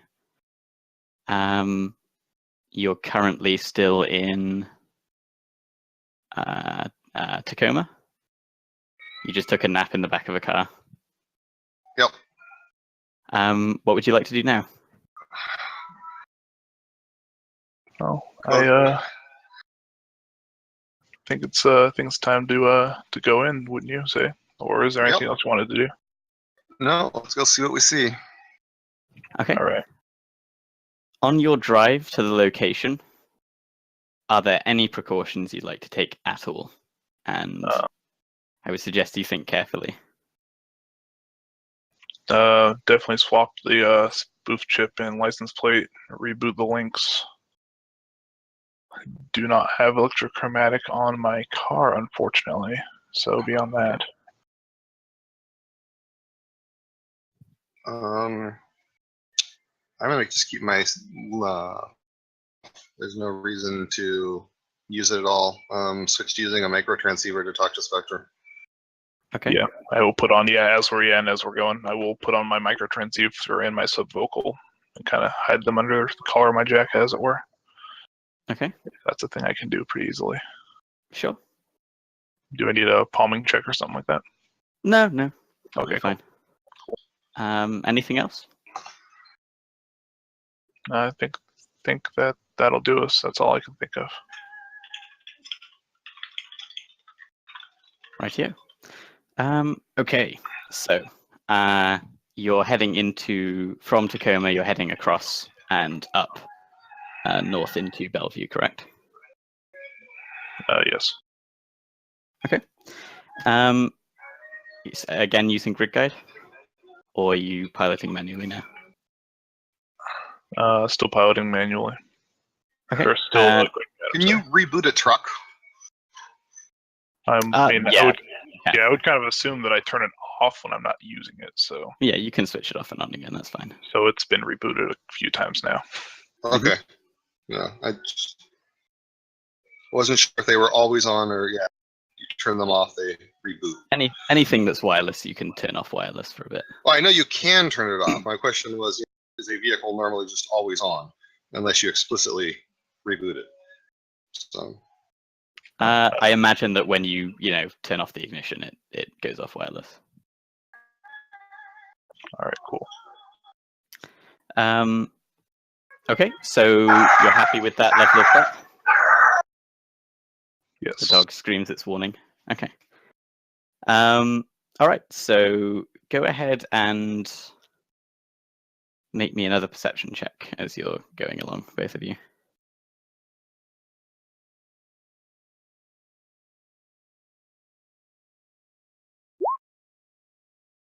Hot damn. Nice. All right, so the both of you actually,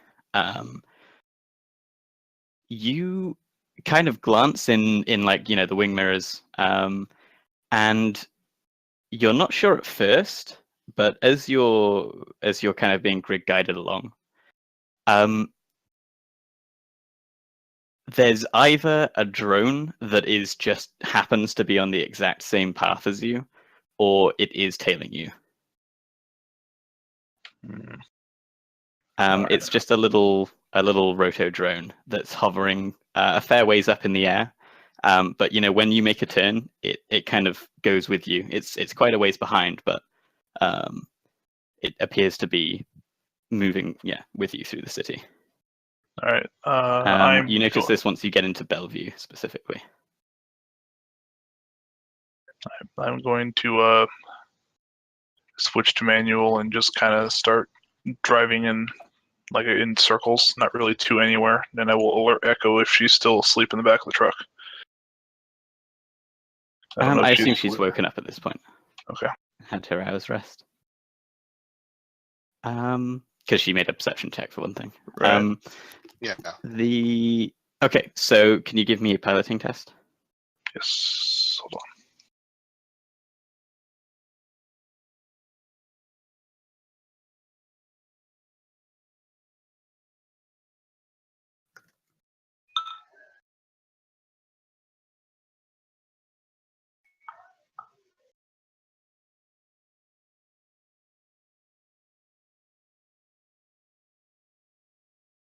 And are you trying to get out of its sight, or are you just checking to see if it's still following you? Yeah, right now I'm just gonna start basically driving in circles. Okay, but not trying to get out of view or anything? Or, Okay. yeah, not yet. I just So you want to. do I just so. want to confirm that it's following me. Yeah, it appears to be going in circles with you.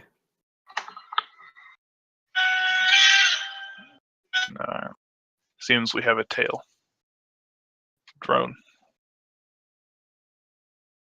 It's kind of hard to see in the night sky, really, because it has gotten dark at this point. Obviously, it's Oh. midnight, and it is raining, but you can kind of see the path it's making through the rain more than anything above you, because the rain is kind of illuminated in the neon glow of the buildings around you. Right.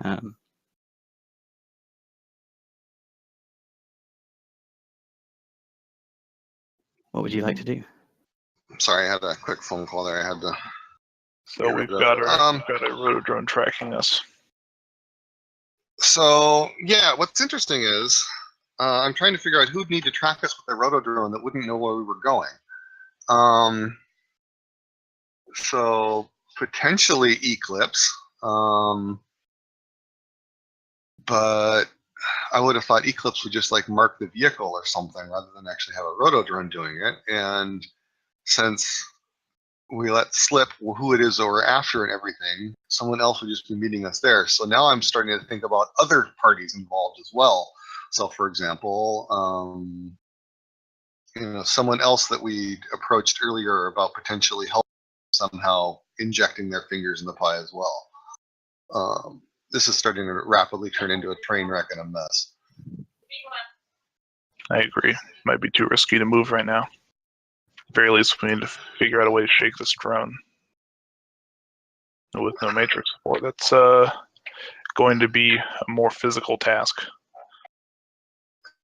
Yeah, I feel slightly bad about putting a bullet into somebody's drone, but only slightly. I brought Stick and Shock. Well, then it only has to survive a however far fall.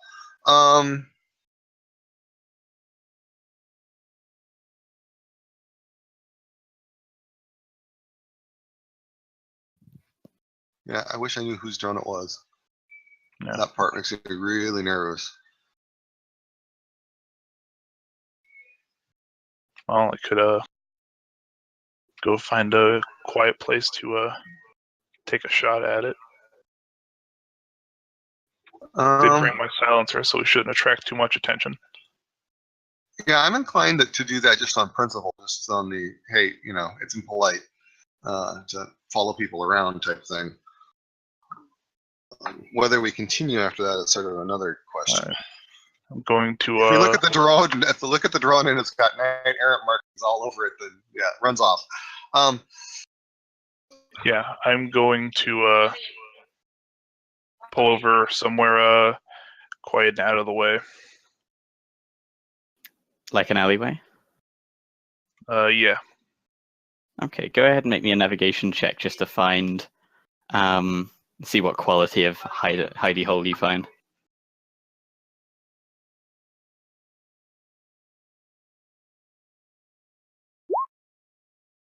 Okay. So you pull into an alleyway. You're aware of the drone kind of hovering some distance above you, in the air there. All right, so I'm just going to. I'm gonna check my little rear view to see if there's anyone that can see where we are right now. Actually, hold on just a second. How big a rotodrone is this? The rotodrone is. I mean, is this a tiny little thing, or is this, a medium-sized drone? It is medium. Okay, so it's a fairly large sucker. Mm-hmm. Okay, I might be able to just yank it down, but if it had been small, I'd have just grabbed it. Oh,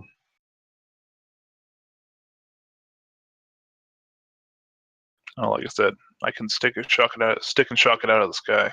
It's probably not expecting that. Yeah, go ahead. All right, yeah. So I check and make sure that there's no one that can kind of see where we're parked, and I'm gonna roll down my driver's side window, take out my my light fire 70, and shoot at it with stick and shock. Is this a silenced weapon? Yes, it is silenced. Okay. I will note that this is in Bellevue at midnight on a Saturday. So in terms of there not being many witnesses, there's probably going to be someone around somewhere. You know what I mean? All right. Do we want to drive someplace less Yeah, conspicuous? I'd rather find somewhere less conspicuous. Let's go over into a.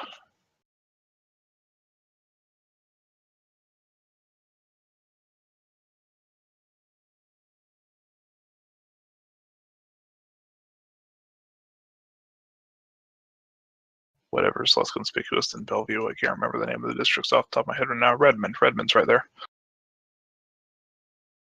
Although the Redmond-Bellevue border is pretty tight. Maybe it's best to hop down south to Renton.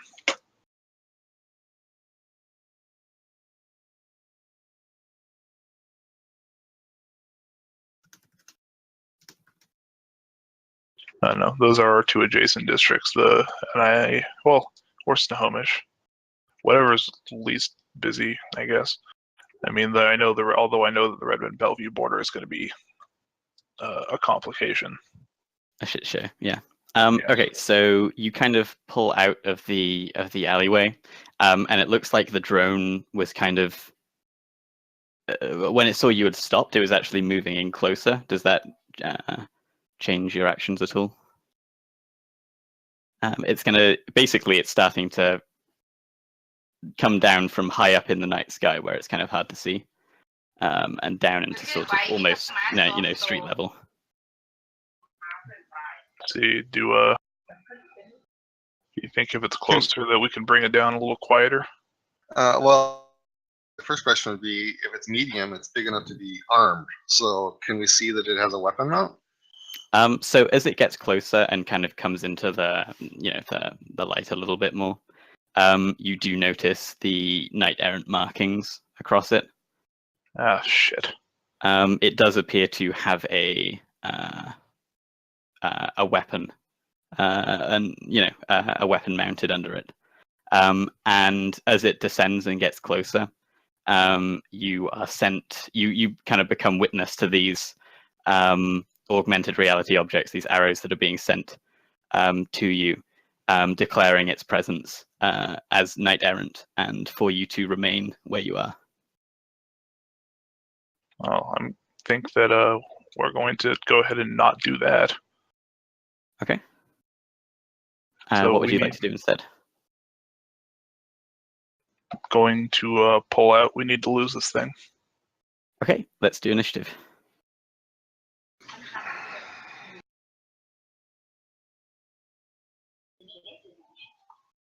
Just very briefly.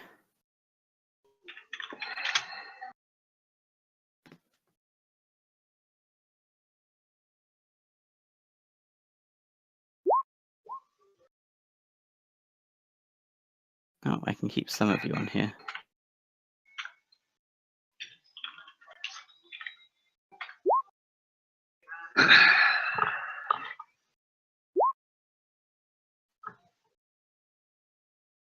$18 for Spectre, 15 for Echo, 22 for Drone. Okay, so you kind of start revving up your engine to get out of there. I'll let you give me one pilot check to peel out before this actually fully starts, because it's not going to do anything until you're actually moving. Can I have an action then also? Yeah, sure. Okay, I'm gonna take my magic fingers, and with its strength of 5, I'm gonna yank down as hard as I can on one side of that rotodrone. Like, I guess it's probably, if it's a rotodrone, got multiple sets of lifting fans. So just basically try and utterly ruin its aerodynamics. You just want to yank on the side of it? Well, a continued long pull, and then let go, and then pull again, so that it can't just compensate for it. Basically, whatever a strength 5 randomly applied force gives that sucker. We'll go ahead and roll the strength. So just straight strength. And I'll roll its, I guess, pilot times 2, or its evasion.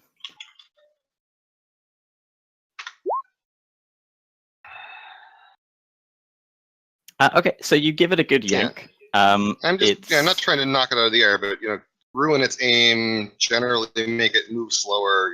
Those make its life difficult. so yeah, it's kind of tilted on its side, and you make it so that the gun isn't really pointed in your direction. That's just fine.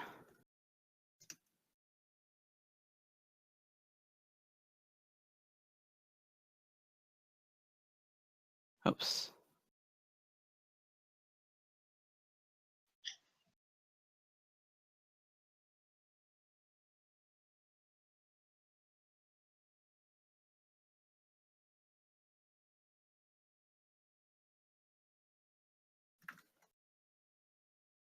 Okay.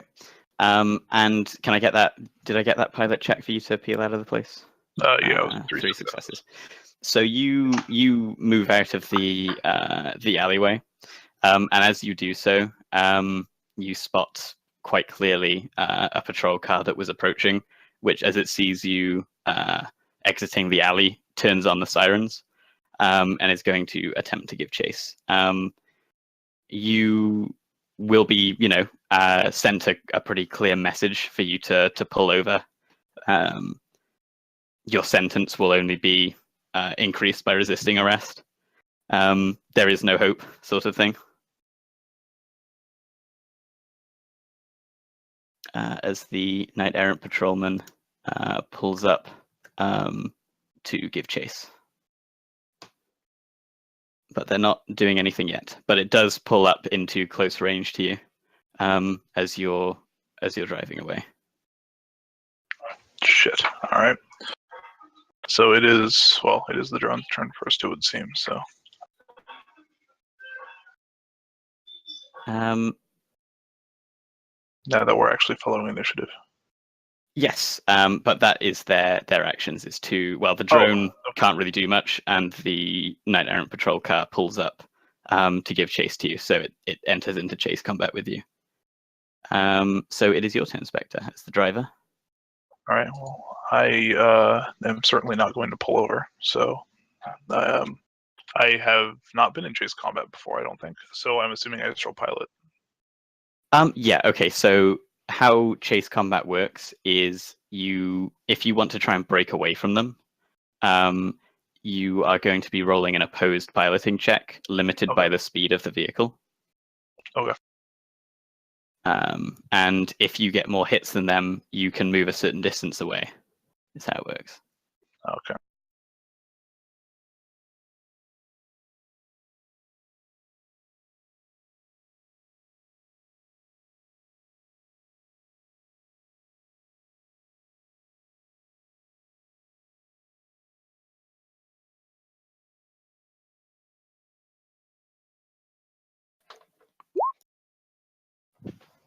And what's the speed of your vehicle? It's 4. It's in there. Okay.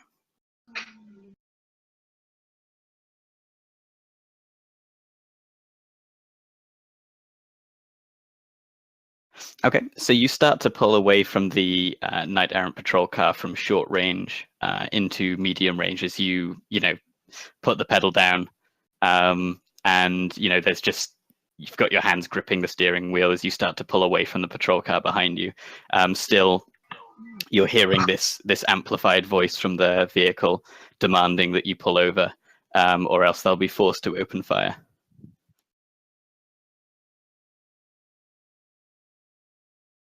Is there anything else you'd like to do with your turn?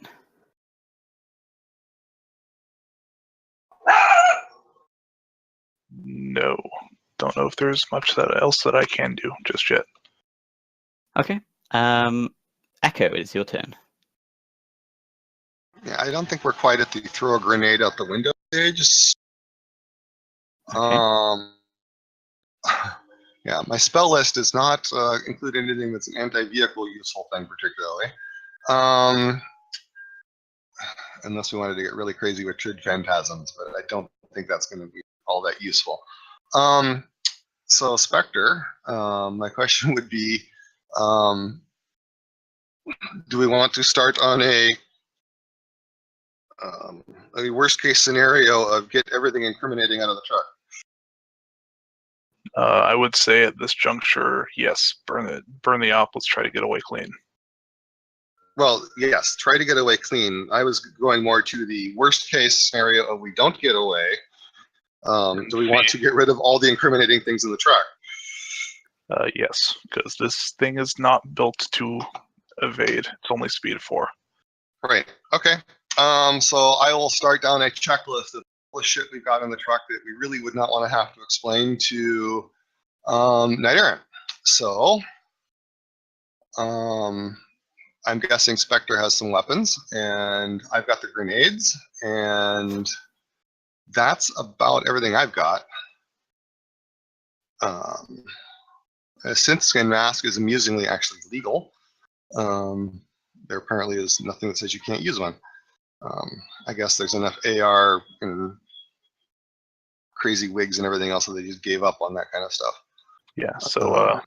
But yeah, any especially forbidden weaponry, we should get the fuck out of the, or point out to me. I'm gonna stuff it all in a duffel bag. Yeah, right, yeah, my hander, my pistol, my knife, my dose of kami. I think everything else I have on me is kosher, though. Okay, and I'm gonna take the grenades out, and I will put all these in my backpack.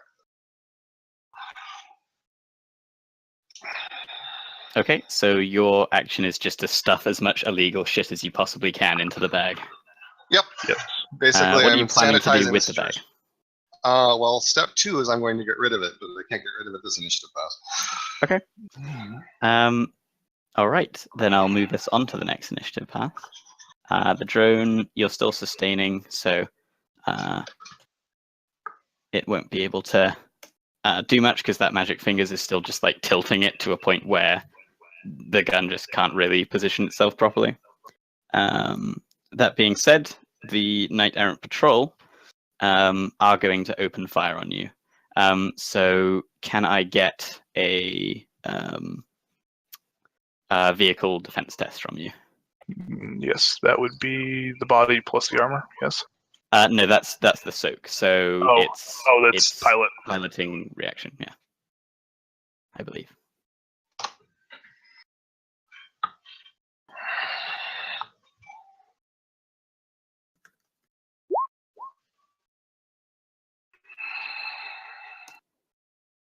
Okay, so the bullets kind of whiz past your vehicle as the you actually see this KE vehicle that's pursuing you appears to have a mounted weapon up front, which someone in the vehicle appears to be operating. That's opened fire on you, but you manage to maneuver out of the way as the bullets just kind of either just sail past any actual vital bits of the vehicle. So good job. Hooray. Good job, I say. That isn't everything, though.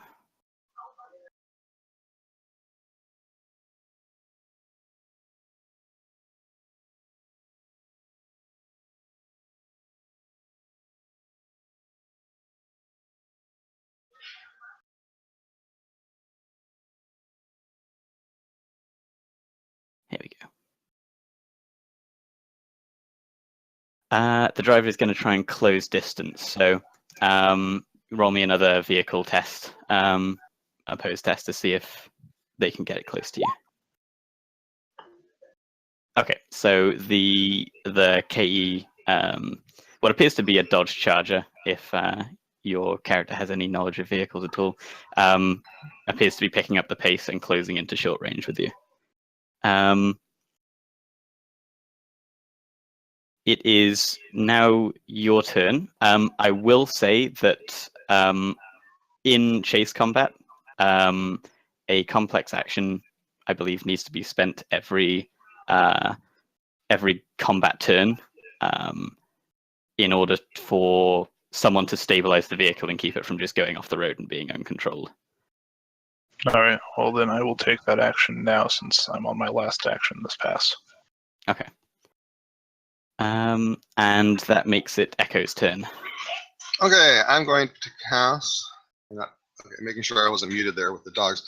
I'm going to cast a Force 6 improved invisibility on this bag of stuff. Okay.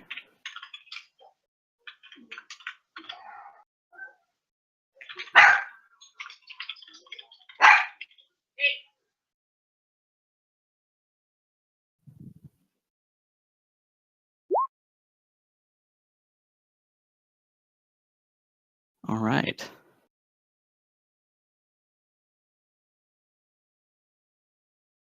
So they need to get 5 hits or more to resist that. Sorry, I muted myself because of the dog. I'm debating edging it. This is one of those. If I edge it, I'm going to nail my with. Well, no, I'll get it to 6. No, I will not edge this. Okay. We'll stick with 5. Rightio. So you cast invisibility. Go ahead and soak the drain.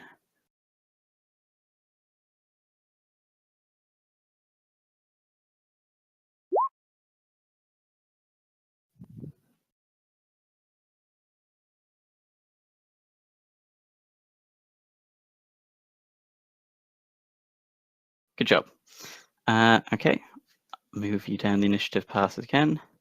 At this point, I'm going to take the cage drone out of the equation, because as long as you're sustaining that, it's not going to be causing a problem for you.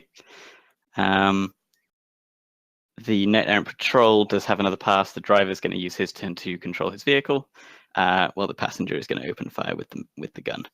So go ahead and make me another vehicle defense test.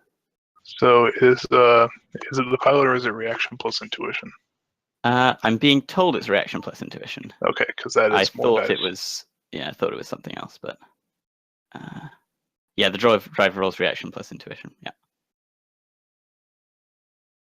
you didn't get hit last time, so it's fine. Remember your -1 for. Oh no, you acted since then. That's fine.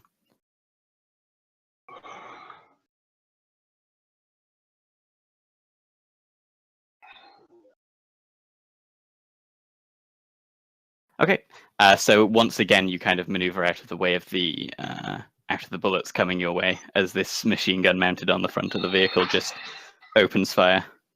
Let's do initiative again.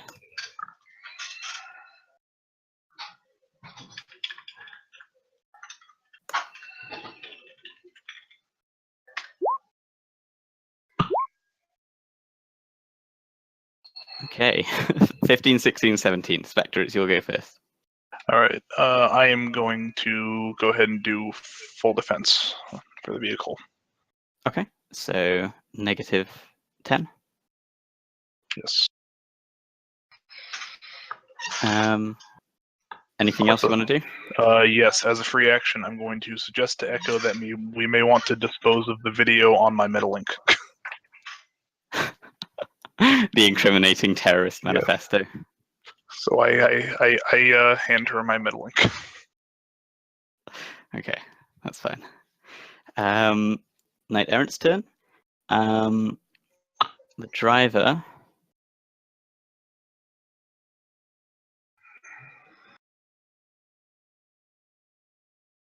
Can you roll me reaction plus vehicle skill this time? And this is going to be limited by the handling of the vehicle.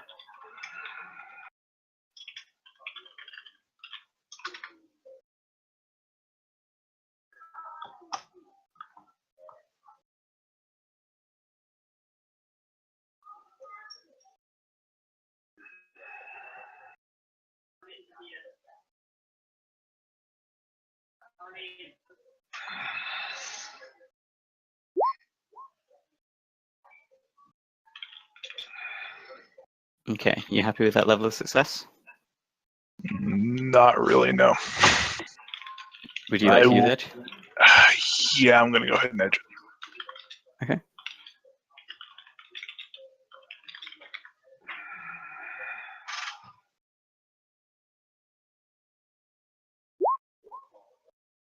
All right. So you see the essentially the car behind you tries to edge forwards and tap the back of your the back of your car, the tires, out to try and essentially to do a pit maneuver to attempt to spin you out.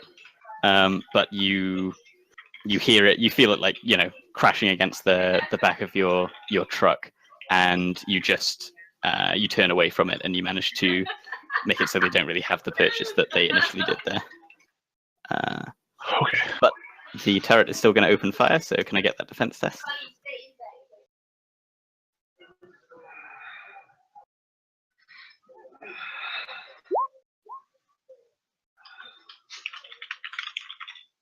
Okay. Once again, the gun goes wide there, so you're safe from another attack.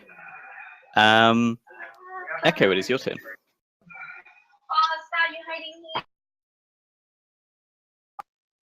So I will.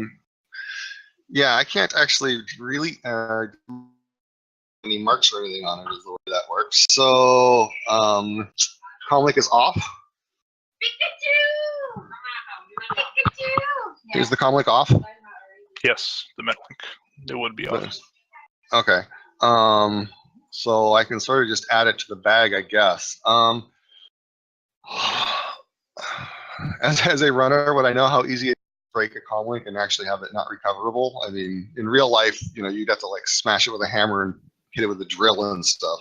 So I'm guessing that's true in the future as well, that they can still recover things from it. Sure. I mean, do you have like a tag eraser? You know what? I might. That just basically will cause like 10 unresisted matrix damage to whatever you pointed at, so you could break it quite easily with that. Yeah, tag eraser is pretty. I do have a tag eraser. Yes. Okay. You can use that if you like. Yes, I will use that on his comlink. The Metalink. Yeah, well, a Metalink is a comlink. So okay. So other than the stuff in the bag, we've gotten rid of everything that's correct. If you say so. Yeah, you've basically shoved all your. Well, that was shit me. into That one was place. me. Yes, exactly. And which is now invisible. Okay. We can keep running if you think you've got some great plan for us getting away. But other than that, I vote we pull over, say, "Oh my God, we panicked," and so sorry, and see if we can talk our way out of this. I agree. I have no good plan for getting out of this. My truck is not built for running from the police. Yes, and So we you're don't gonna have pull over? we don't have rigor bullshit. Yes, exactly. We will pull over and Okay. put our hands outside the car. Yeah, I'm gonna roll down the window to do the whole stick my hands out the car. I'm not doing anything type bullshit. And when I do that, I'm going to use my magic fingers to pick up the invisible bag and carry it out the window and stuff it like around a corner or up on actually probably up on the roof of a building, to one side or something. Okay, that's a pretty good idea. It's probably a bit much to ask, but if you could detail everything you shoved into that bag, it would be really helpful to me. Because it's going to be left on this rooftop, and I need to know basically what's in it. I won't ask you to do that right now, because you'll probably need to focus on some other stuff. As you pull over and the knight errant cruiser pulls over behind you, you see the siren, the lights blaring of another backup car, which comes speeding from the other direction, and the two kind of sandwich you in, and 4 officers, 2 from each vehicle, step out of their cruisers, Ares Predators drawn, and take up positions, and one of them shouts for you to exit the vehicle, hands where we can see him. We comply, or I comply. Yes, yeah, I comply as well. Okay. So you will find yourselves pressed up against your vehicle as you're handcuffed and patted down by these jackbooted thugs, basically. They're being pretty rough with you. None of you have anything that you were palming on you or anything like that. You put it all in the bags. Yeah, the only stuff I palmed Correct. is in the bag now. And so they search you pretty thoroughly. They shove the handcuffs on you, and you know they're asking you questions, checking your sins. So you know one of them's looking at you. Alex Dresden, that you? I nod. Where'd you run, son? Panicked. He Sorry. shakes his head. We're going to be taking you two down to the precinct. I say nothing more.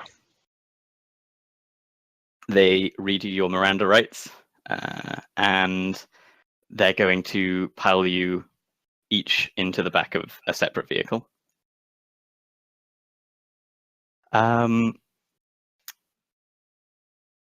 Where you'll be driven handcuffed to the Bellevue precinct. Somewhere along the way for you, Echo, once you actually reach the precinct, they're kind of taking you in for processing. And you notice a very particular moment when you don't have masking or anything like that, do you? I do. Would you like to use it? I'm gonna go with no because it's not good enough to rely on, and getting caught using it is probably worse than not using it. Okay. And my sin does say, that I do have a mage license. All right. Oh yeah, good point. There's a very particular moment then when the guards around you get a little more on edge. You just see them suddenly going, hands on pistols. And one of the officers runs off and comes back and swaps out your handcuffs for a different set. Okay, I snicker inside because he doesn't know that those don't work, and I do. So out of character, Will. Out of character, Will. If you have a cyber arm, mage cuffs don't work on you. You have to actually have 2 real arms. It says under mage cuffs. But anyway, continue on. The next thing that happens also is they come out with this rather gruesome looking mask. And one of the officers, they kind of sit you down, and 2 officers kind of hold you by the arms, and the other kind of grabs on either side of your head to keep you still as they shove a tube down your throat in a way that is remarkably unpleasant, and you're choking as they shove it down your throat in a way that the guy doesn't really look like he knows what he's doing. And the mask is enclosed over your head, and there's like a brief pause, and then it starts blasting you with white noise and flashing lights that are not going to stop. Yep. So it's a little hard for you to tell what's happening to you in the next, several hours. Okay, so Echo has a reception enhancer. She can ignore distractions to sensory input. But I don't know that that'll, again, matter because it's not like I'm trying to resist or doing it. Right. The next step that they're going to be doing is running you through a number of different scans. So things like MAD scanners, they're also going to be doing cyberware scanners. Is your cyberarm obvious, did you say? Yes.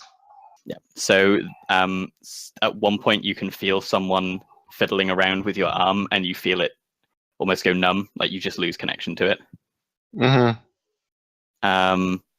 That will go for basically every piece of cyberware that they can turn off. The only thing she has is the arm, so. Okay. Same goes for you, Spectre. You'll run through the similar rigmarole, except you're not put in the mask. Right. You are marched to separate cells in separate locations. You're going to be questioned. Are you going to, say anything at all, or are you just keeping silent? I say nothing but lawyer.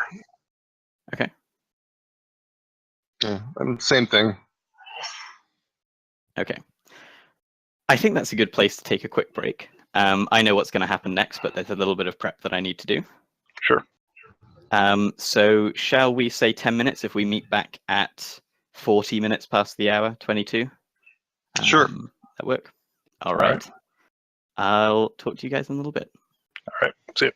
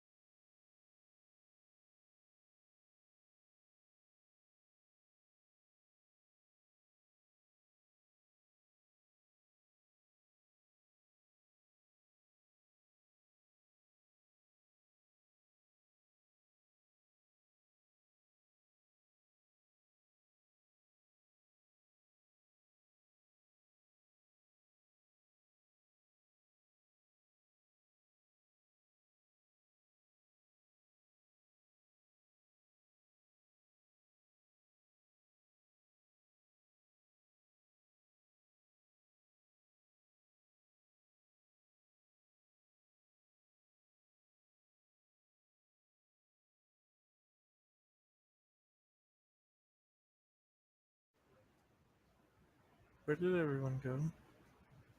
Break. Oh, okay.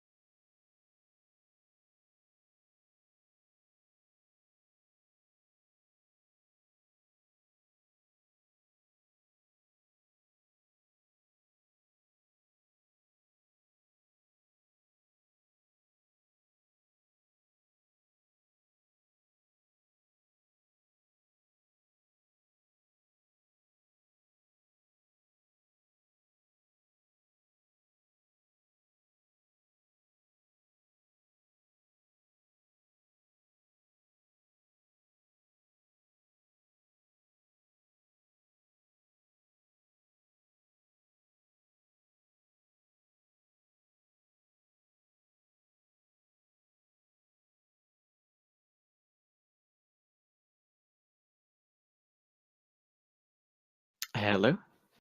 Hello. Hi there. Okay. You ready to go?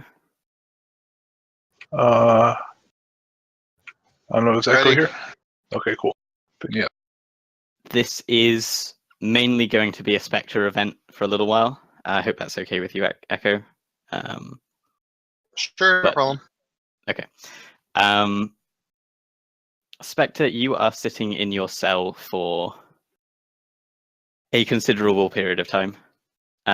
Several hours pass as you're sitting there. It seems like the cells around you have been cleared out. You've been stripped of, your gear, your armor. It's not the exact same cell, but the situation is quite familiar to you, given that you were in this exact precinct in these cells not a week ago. You're handcuffed in your cell, and a little while later, you see a small crew of knight-errant armored officers, accompanied by what appear to be a few plainclothes officers, none that you recognize. And one of the plainclothes officers kind of steps forwards and gestures for you to stand up and come over to him. I comply. He tells you to turn around with your back to the bars, I comply. and you feel as I don't know if Spectre has ever been black bag before, but you feel the bag thrown over your head and zipped tight, not enough to choke you, but given the handcuffs, it's not something you're going to be able to get off particularly easily. Don't believe he's been black bagged, but I think he can put 2 and 2 together with the black bag and all. Yeah. You're not really exactly clear on what happens next, but you hear the cell being opened, you're marched somewhere, and thrown into the back of some kind of vehicle. And you're driving for quite some time.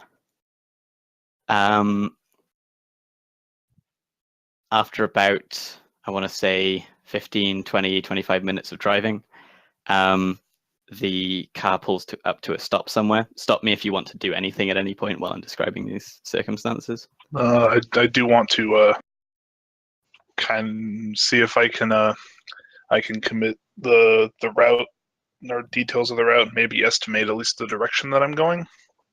Do you have like Just an by orientation voice. system? No, not an augmentation for it. No. It's probably going to be That's tricky not for you. possible, then. Okay, I was just wondering. If I can't do it, that's fine.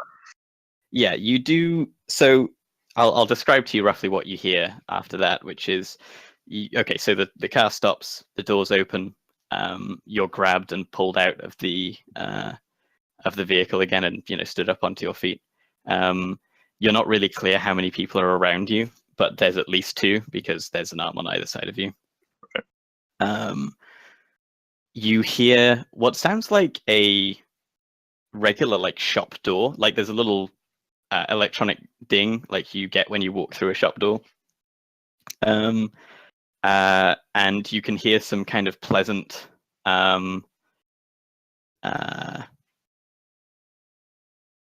popular, whatever music is popular for the day there, just playing kind of peacefully and throughout wherever it is you are.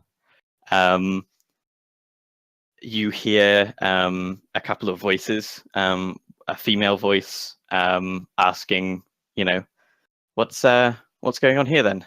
And another kind of gruff voice saying, "Shut up, just open the door." And there's a pause, and then you hear a door being opened. You're pushed through into another room, which you quickly discern is an elevator. As you feel, you feel it moving under your feet, and you hear the grinding of the old tech around you. And as you descend lower and lower, you start to be aware of this feeling, this like pumping. At first you think it's just your heart beating, particularly hard and fast from the adrenaline, and then you start to realize that it's actually like a bass, like from music, that is actually rocking the entire elevator as you descend closer and closer to the source. And when the elevator's door, you hear the elevator ping and the doors open. It hits you all at once. This heat, and the bass from the music. There doesn't actually appear to be any music aside from the bass. It's just this thrumming beat that's just hitting you directly in the chest, and you're hit with the heat of the room, and immediately you can just smell sweat, blood, sex. Just it all just hits you. This wave of meta-humanity just sweeps over you, and you're marched out, and you can kind of feel that you're walking on glass, not like broken glass, but Right. just thick plate glass, and you are pushed onto your knees, and the mask is taken away from you, taken off you rather, and you see that you are your head is kind of pushed down for it. So when the mask is first taken off you, you see the glass that you're on, and below you can see this throng of meta-humanity down there. Every meta type you can possibly imagine, just in one enormous mass rave of just writhing bodies below you, dancing to this constant thrumming beat as you see drones sweeping over them, just blasting them with these strobe lights. They all look to be completely out of their minds on whatever it is they're dealing here. You see these bioluminescent spores that are floating throughout the what appears to be the warehouse that you were told about previously. As everyone is just writhing together, you see a few people who seem to have collapsed, and people are just dancing around them, as if they just don't care. There's what appears to be a beach ball, like a lit up neon beach ball that's being passed around, and you see a troll grab at it, and some what appears to be an elf kind of tries to reach for it, and the troll just takes out a combat knife and sticks it in his neck, and the guy drops to the ground. He tucks the beach ball under his arm and actually starts rubbing his face on it, as if there's something on there that's giving him some kind of high, as everyone kind of gives him some space. Once that image has been taken in, you kind of glance around you. You appear to be on a suspended platform above all of this, separated by the glass. To one side of you, you see the somewhat familiar face of the troll that you had seen a week earlier. He's changed a bit. What used to be just a mouth that had been stitched closed appears to have been replaced by like a partial cyber skull. There's just this metal, just this fused metal where his mouth should be, that has replaced the perhaps rather primitive stitching that had kept him quiet before. And he's glaring at you with this furious expression that says, you're the guy who I made a fool of myself jumping out of the back of a van trying to get last week. To your right is the barely clothed elf woman that you saw again a week ago. She's looking at you with a rather blank expression, the kind that you see in cyberpsychosis quite often. Occasionally, though she's standing still, you see her arm just twitch in an unnatural way. a little ways away from you, sitting kind of away from the action on a couch, is a Japanese woman who doesn't really look like she's enjoying the surroundings. She's kind of eyeing you lazily as she looks up from her comlink, but she doesn't seem to be paying much attention. And then standing before you, grinning, is Jimmy Toledo. And I will make you show you his picture now.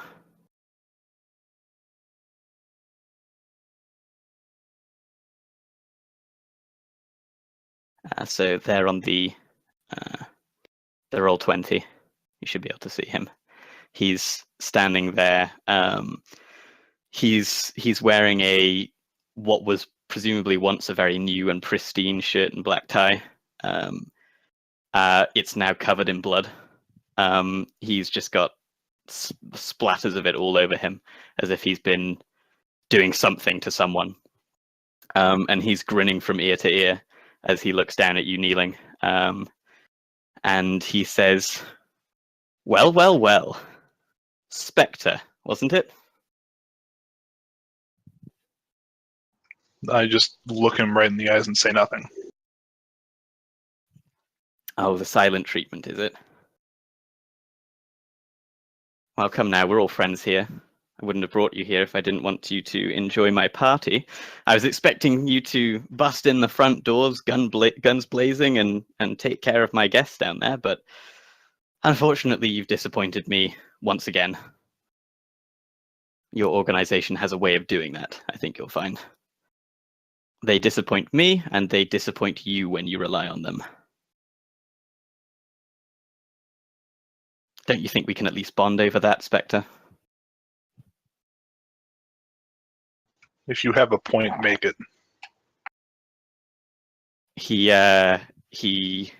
His face kind of falls as if he was expecting a bit more, and he shrugs and says, "Well, the point that I'm making this weekend is that I'm not to be fucked with, and you've made that remarkably easy for me to do now.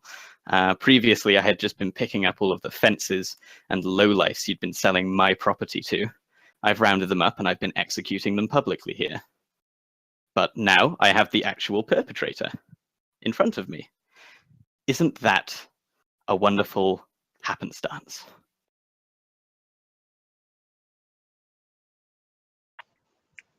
Just stares at him again, saying nothing. He looks over at someone behind him and he says, "Usually they're begging for their life at this point, Vice. Not sure what this one's about." And she kind of the Japanese woman looks up and shrugs. "Shadowrunners." And he turns back to you and says, "Well, I was having a nice time here and you're rather bringing down my mood. I was expecting screaming, I was expecting begging, some sort of deal making, like the deals you made with the police some time ago. I'd still like the names of the officers who let you go, by the way.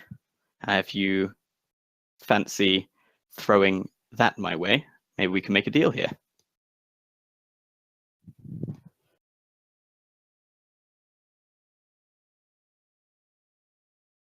Deal for what?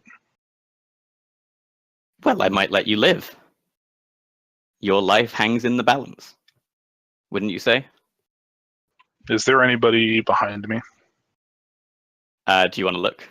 Yeah, there's like glass everywhere. I'm assuming I can just kind of peek down at the glass and look for reflections. It's pretty see-through, but you can kind of tilt your head and look behind you. You actually see what appear to be they look like orcs. Two of them, in fact, and they are almost shackled.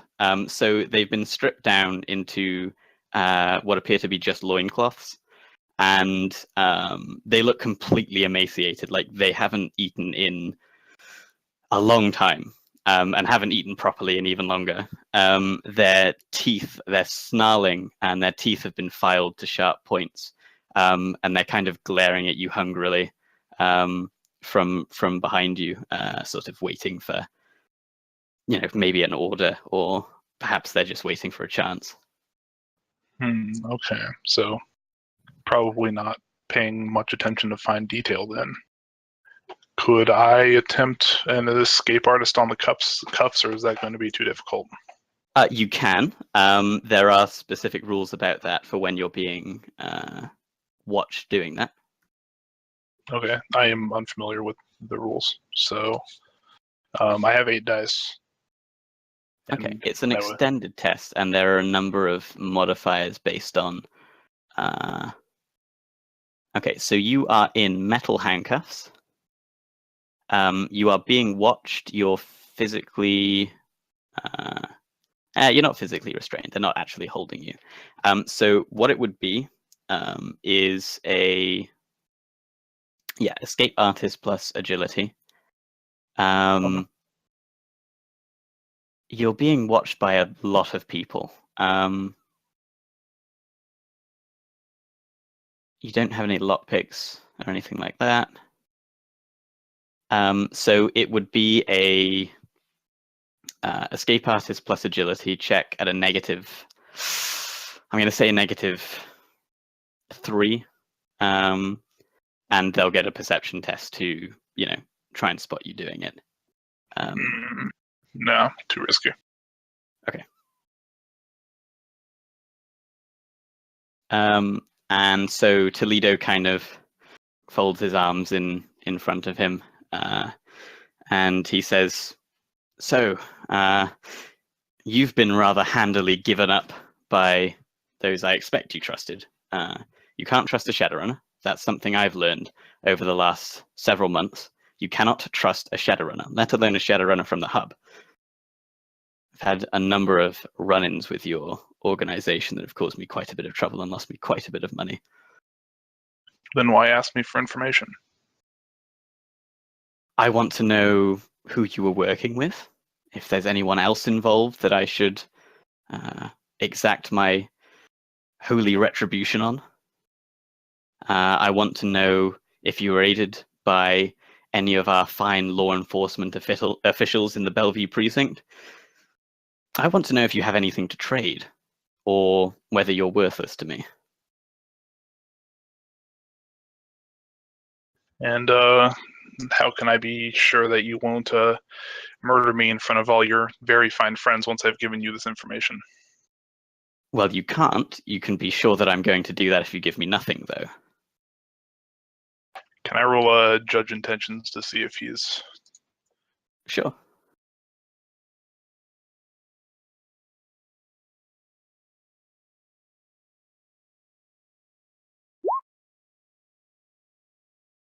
I'm going to edge that with my last Okay. edge. Are you sure? You want to use your last edge?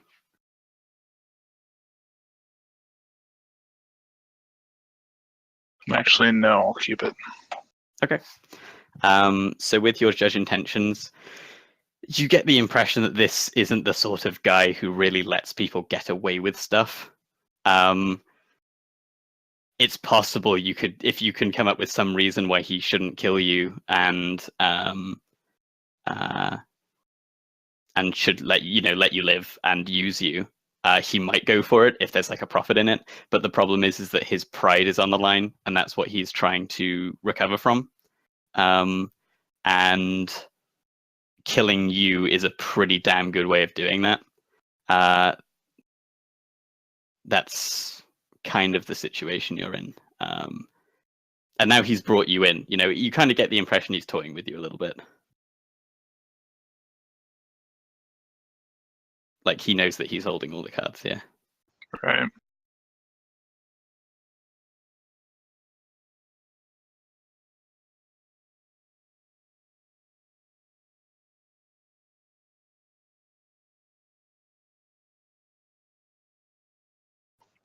I can give you 2 names. If you'll you'll let me leave. He smiles. I said I'd let you live. I didn't say I'd let you leave. But if you give me the names, we'll see what they're worth.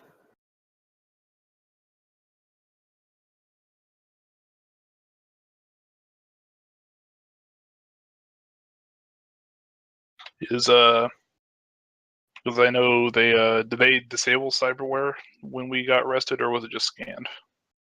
Disabled. Anything they could get their hands on to disable is disabled. Well, I had nothing outwardly obvious, so Yeah, like they all can't my disable stuff's internal. BioWare. Let's take a look at what you've got. Wired reflexes is the main thing I'm worried about. I have muscle toner, wired reflexes, and Muscle Toner is cyber BioWare. They're not going to be able to get rid of your BioWare or your bone lacing, anything like that. Right. So the reflexes is what I'm thinking of. Cyber ears, they've gone. Cyber eyes, they're keeping because they're not just going to blind you, even though that would probably be pretty funny to them. The wired reflexes, I think they would have disabled. Yeah.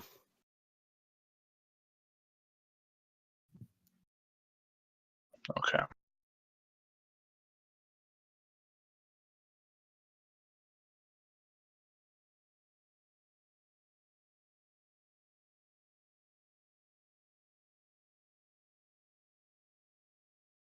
How about one name now, one name when I'm gone? He shrugs and says, as I say, you leaving isn't really part of the deal here, but I might keep you alive. I might give you a chance to get your revenge. Who knows?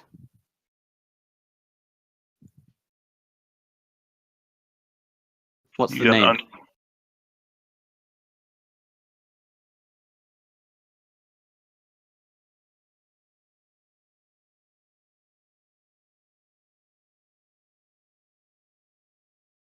He gives you a very serious expression and kind of leans in close.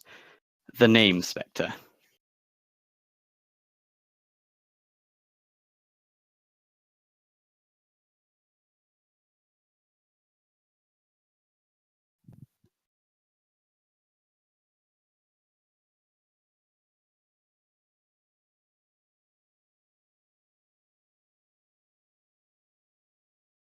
Let's see.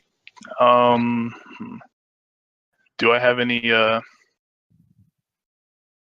it. What I only wrote down Bickerstaff. What's the other one? Evelyn Orozco. Roscoe.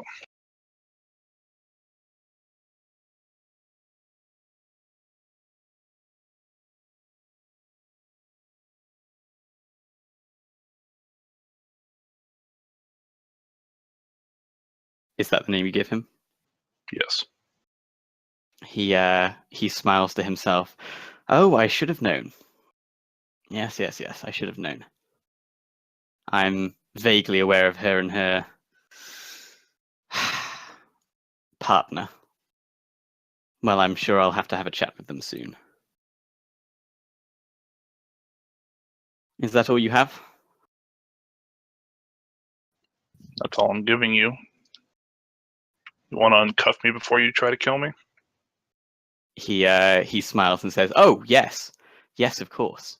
We're going to put on a show for the masses below. See, I've already killed a number of the fences, and they haven't been putting much of a fight so far. Perhaps you'll do a bit better for them. They do so love the blood. How about it? Are you happy to step into the ring with me?" Gives you kind of a predatory look. I don't see I have many other options. Well, I could ask one of my goons here to put a bullet in your skull if you prefer a quick death.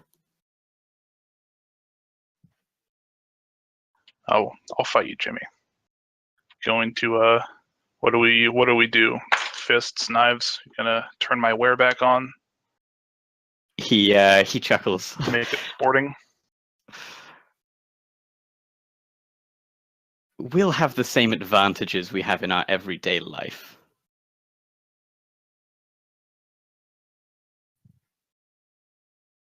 So someone like you is naturally going to be quite significantly far beneath someone like me, wouldn't you say? Wouldn't you say that's a lesson that you're learning today?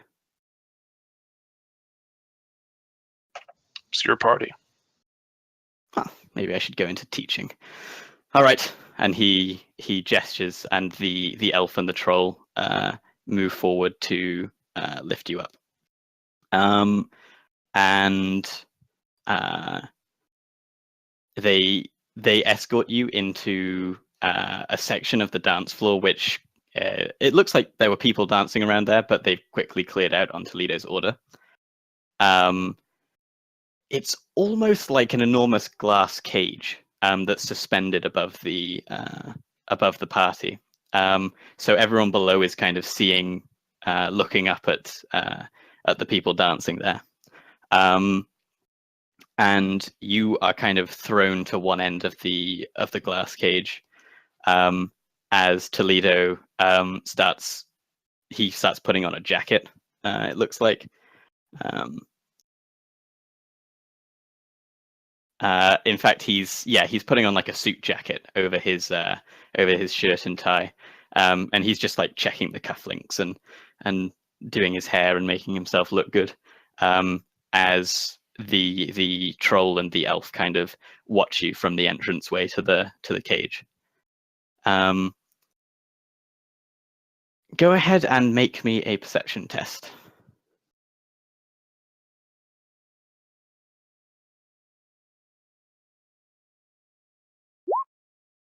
God damn it. I'm not using my last edge.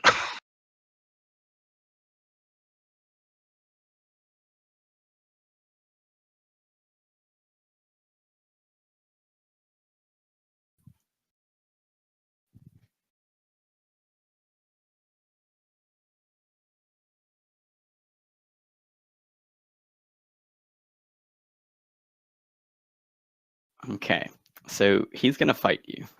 Bearing in mind, you're completely without armor at this point. The elf is going to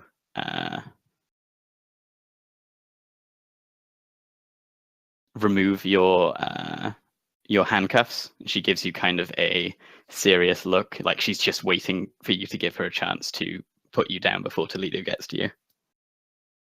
And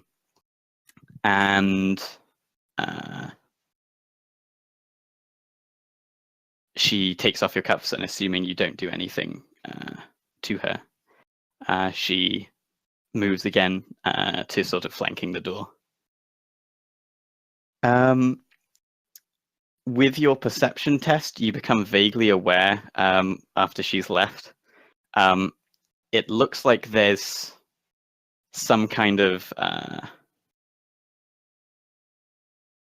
gas being vented into the cage. It kind of smells a bit horrible, but you're not really sure, what the purpose of it is. It doesn't seem to be having an effect on you yet. All right. Toledo steps into the ring, suited, and he raises his fists in what looks to be a trained boxing stance, and he says, "Put up your dukes, kid." And let's roll initiative. All right. So I have my initiative is without my reflexes, correct? Correct.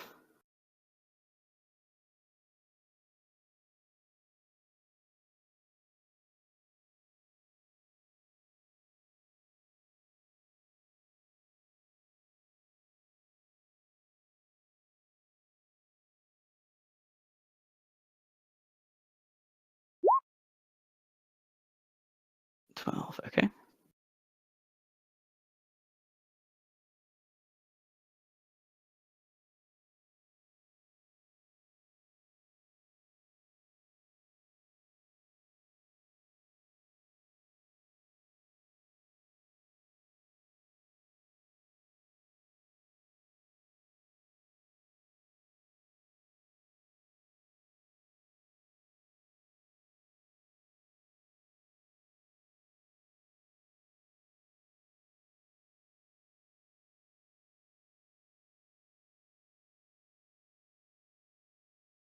All right.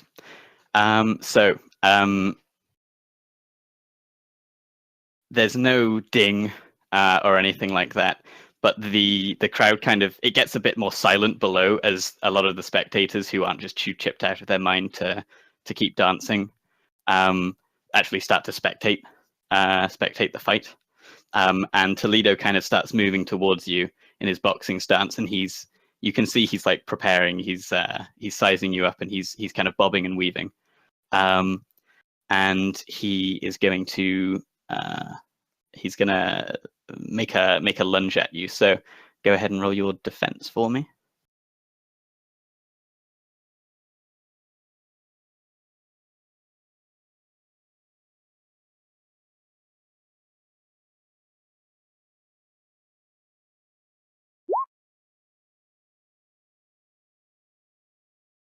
Holy shit.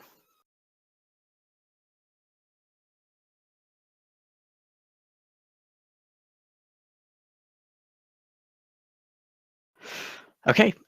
So what appears to happen is he kind of lunges out to you with one fist, and as you go to defend against it, he retreats at the last second and moves around to your other side as he feints you. I'm going to drop his initiative. Okay. And he's just kind of bobbing and weaving, and that will be your turn now. Seems to be toying with you a little bit. So I just kind of walked up to him. I'm standing just like perfectly flat-footed, hands down, because I know Carmelite, which there is no outward stance for. And I am taking full defense. Okay, full defense. I'll drop you down. So I'm just kind of letting him circle me. Okay, yeah. What he's done is he's like kind of feinted you. So he's kind of instinctively you focused your defense more on one side, and he's now moved around to the other. Is basically what he's just done. Okay. And so you go into full defense, which is going to put us down in initiative to the next pass.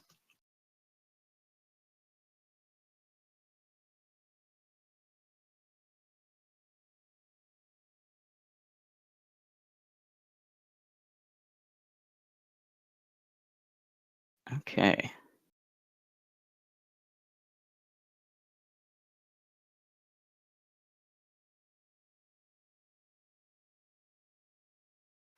He's going to then lunge out at you at the other side. So go ahead and make that defense test with your full defense, but this is going to be a -6 for the feint. Okay, and the full defense is +4, yes? Full defense is plus your willpower. Oh, so okay.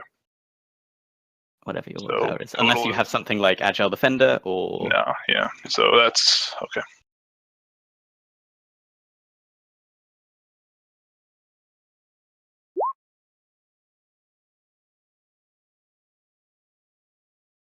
Okay.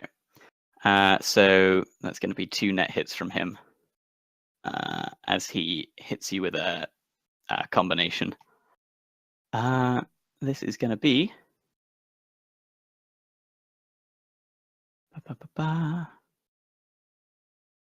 that's going to be 10 stun coming your way that you're going to be resisting with just your body plus any augmentations. But at the end of it, it's basically going to be split into stun and physical. Okay. If you catch my meaning. As he's essentially doing a cold shot that splits the damage to just cause you as much pain as he possibly can. He's going for liver blows. You know, he's going for eye gouges, that sort of thing, as he just unleashes this combination on you. So I only got 2 hits to soak. Okay, so that's going to be 4 stun and 4 physical.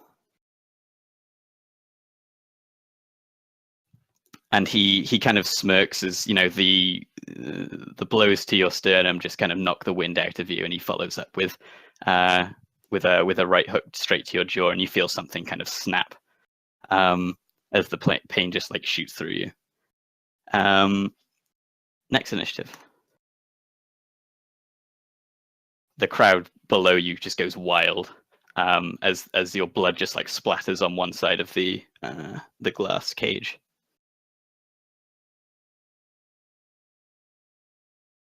All right, so no, we need to roll initiative again, or I thought I Yeah. still had. Oh, okay. Because you went into full defense, which drops you down by 10, and then the next pass, which drops you down by another 10. Oh, okay.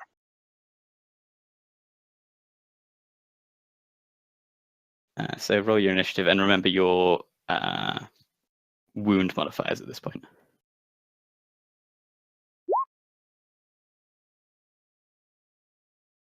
Okay, so that's 13.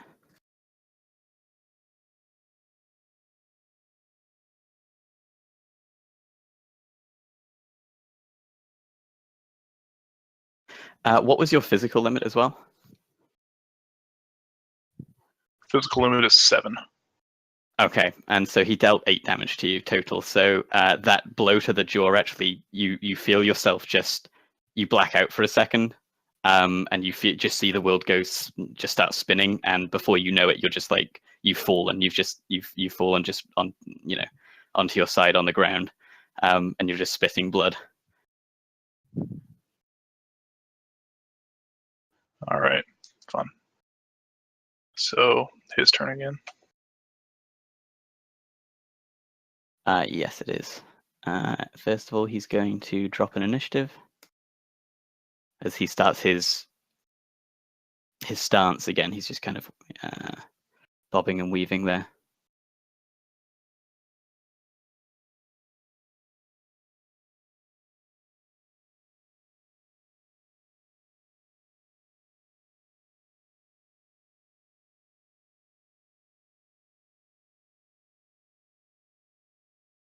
Okay.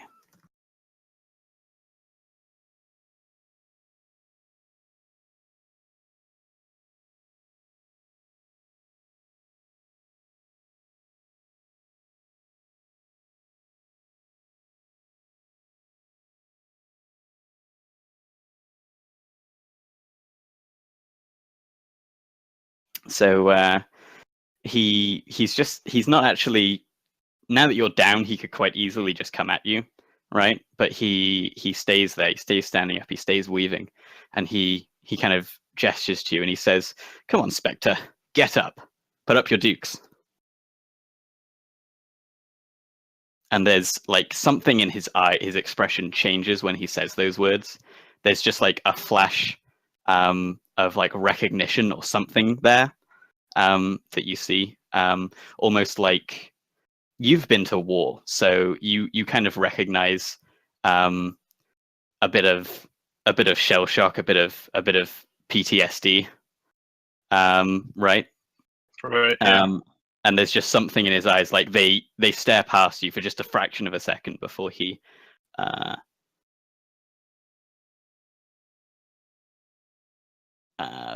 snaps back and is grinning again.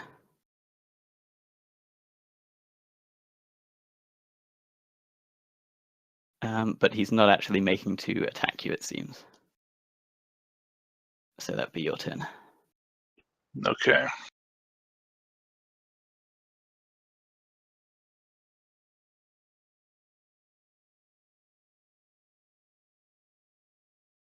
Can I attempt to attack him from the ground and drop him as well? I'm trying to find all my called shots. You can try. Attacking from the ground gives, especially in melee, gives you some negatives to your attempts.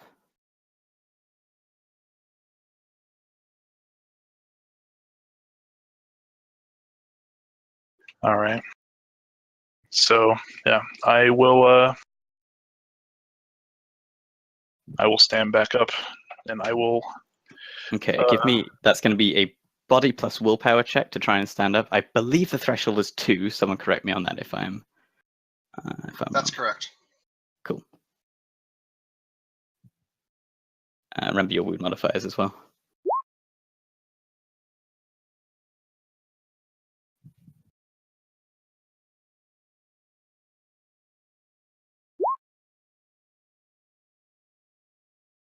Okay, so you succeed in standing. That is a simple action, I believe.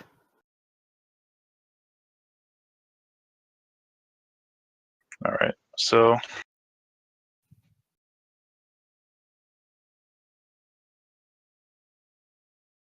I am not very up on my melee. I apologize. It's okay. Basically, when you're knocked down, you're pretty fucked.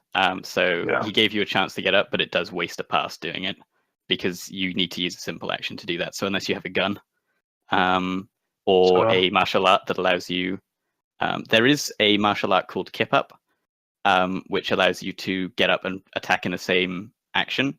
But you would need to use your last edge to do, I believe it's called Lucky Move, or One Right. Trick Pony, or something like that. And it allows you to use that martial art just for free, but it would take your edge to do so. Is Okay, so yeah. that what you'd like to do? No, I don't have that, but I'm going to get up and ready a counter strike. I Okay, don't think I actually have to ready that, but Yeah, it's just an interrupt action.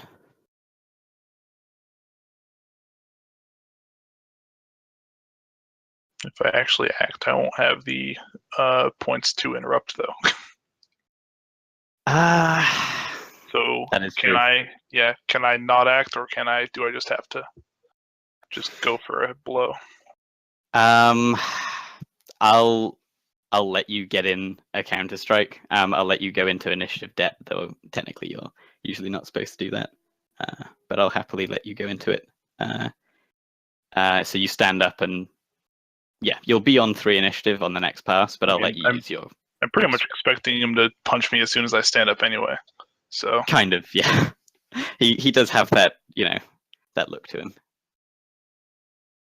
him. Okay, so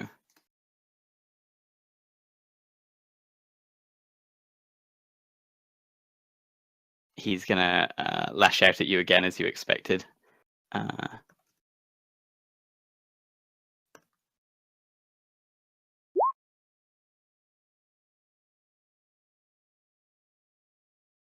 And you wanted to try and interrupt with the counter-strike. yes. So that's unarmed plus reaction, I believe, versus his attack. Yes, Okay, roll it. I did. 3 successes. Okay. Oh, I opened roll that one by accident.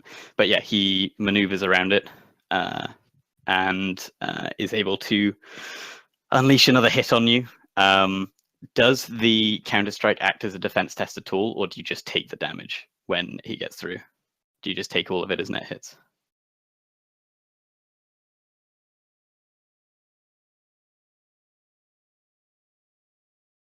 The defender's counter strike attack. No, that's the damage value. I've never actually had to use this before. Okay.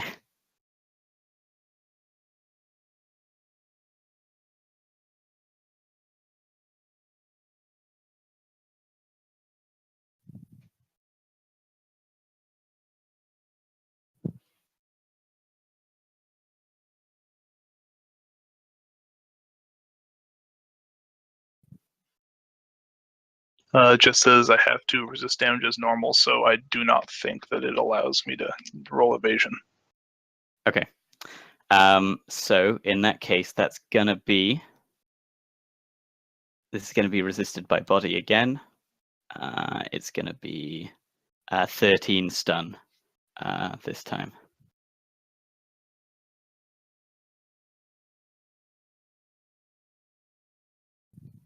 As all 5 hits get through. That's no good.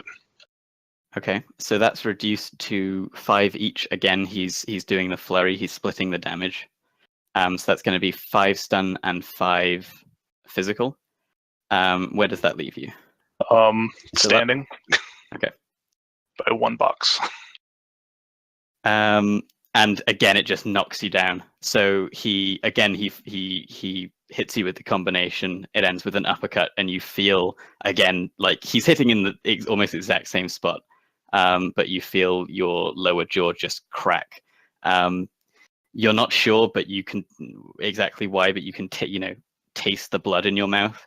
You think you might have bitten through the tip of your tongue, and you can just feel like your teeth just loose in your mouth. It's a bizarre feeling, and one that you haven't really felt since you were very small, feeling a tooth come loose. And yeah, it's not a pleasant experience, as your mouth is just in shambles. It's going to be the next initiative pass. So let's roll.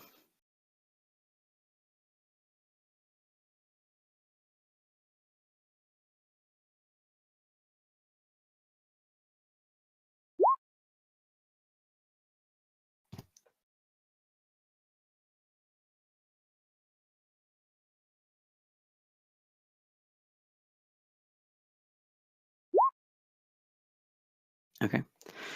He's actually going to hold his action and and wait for you to get up again.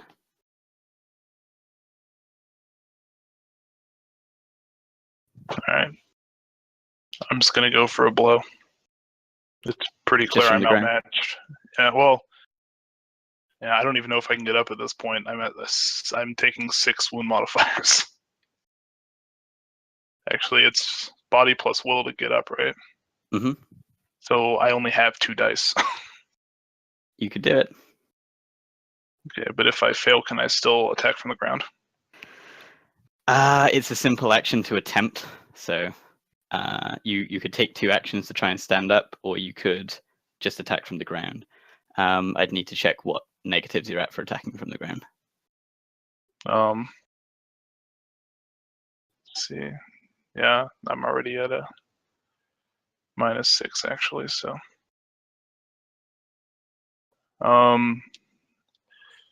Yeah, no, I'll try to stand up. Okay.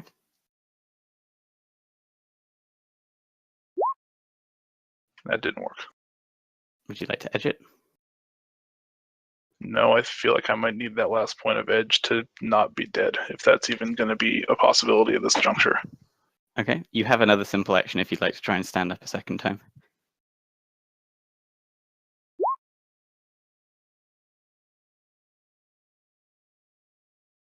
Close. But nope.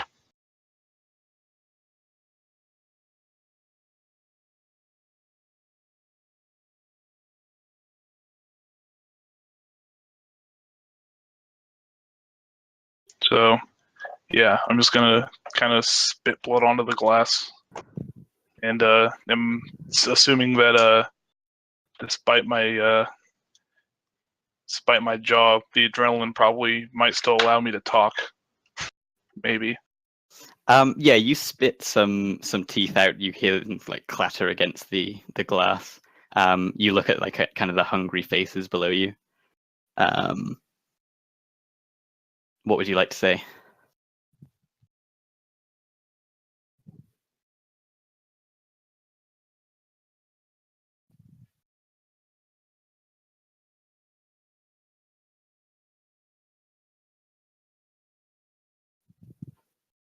Can see why you didn't want a fair fight. Your stance is trash. There's an action that uses that where you taunt them to give them minuses on their actions. I don't have any actions Summary. left though, unless that's a free action. No, I don't think it is. Okay, so on his turn, he'll stride quite confidently over to you, and he readies his fist to take you out, and he grins and smiles to you and says, "When I send them back your body, the message will be clear." And he opens with the haymaker. Do you want to roll me that defense? Yeah.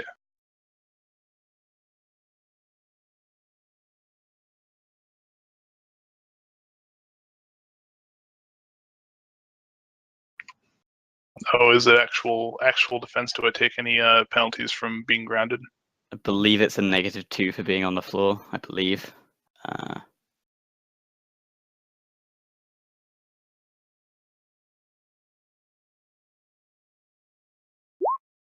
And then there's all the.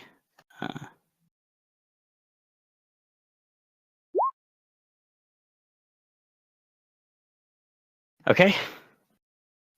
So he hits you with the final haymaker, and the last thing you hear is the crowd cheering and your skull cracking as his fist collides with your skull, and that's it. Your 0 successes on. Why are you only rolling 1 for soak? You still get your full body. Oh. I've been taking wound penalties to my soak. Okay. Do you want to re-roll all of those dice? You can if you like. I don't know if it's going to help much at this point. No, probably not. I'll reroll the last one just because it might save me a little bit.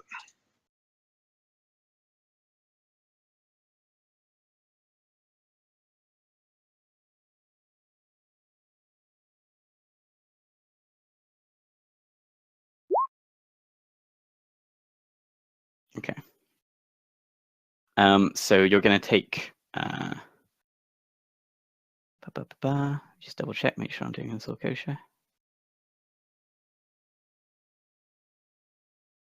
That's going to be 11 stun coming your way, and I'm assuming that's going to overflow from the stun and into physical. Yeah, that overflows me 2 points past death. Okay. So he just caves in your skull with his fist. Would you like to burn edge to survive the scene? Yes, I would. Okay. All right. Well, I'll get back to exactly what happens to Spectre later. Echo, you still there? Hello. Hello. After that spectacle, what happens to you is probably going to sound a little unceremonious. I'm sure you've had more than enough of me describing bones breaking and blood in mouths and shit like that. Your character is not going to be held, but they are going to be beaten by jackbooted knight-errant thugs within an inch of her life and tossed out onto the street and dumped out of a patrol car onto the alleyway. All right then. Ow. I'll have to think about how that sin is going to do and stuff like that. But I'll get back to that later because that's going to be... Unless Echo wants to do anything except limp home. Well, she'll cast a couple spells on herself and then hopefully not limp home. Okay. She will probably, like, the next day, go back to the building and see if the bag is still on the roof, and if it is, take it. I'll have to think about that if you're waiting the day. It'll probably still be there, probably.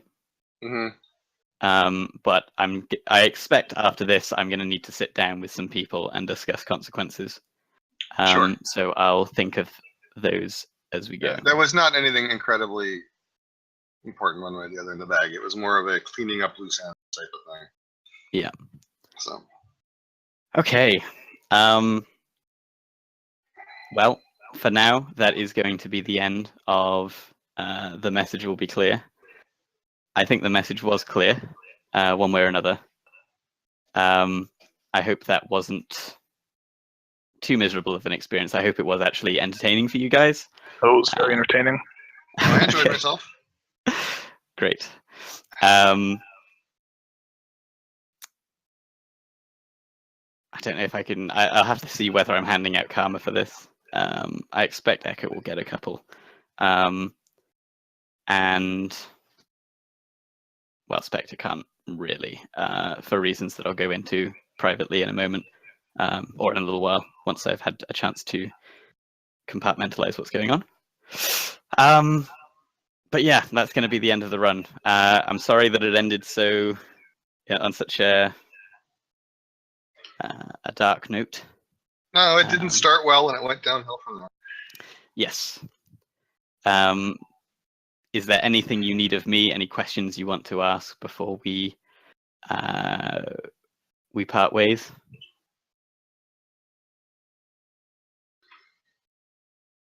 Well, there's going to be follow-up, so I'll just wait for that. Okay. All right. Well, in that case, thank you so much for being my players today, and thank you those of you who tuned in to watch. I hope it was entertaining for the audience. It didn't go how I thought it was going to go. It ended how I expected it might end, but it got to that path by a very different means than I thought was the most likely. Yeah, but that's Shadowrun, ladies and gentlemen. Thank you for the run. Yeah, no problem. Yeah, Thank very you for entertaining. the good time. All right. Well, no problem. You guys take care now. I will speak with you all soon, I'm sure. Everybody have a good day. Likewise. Bye.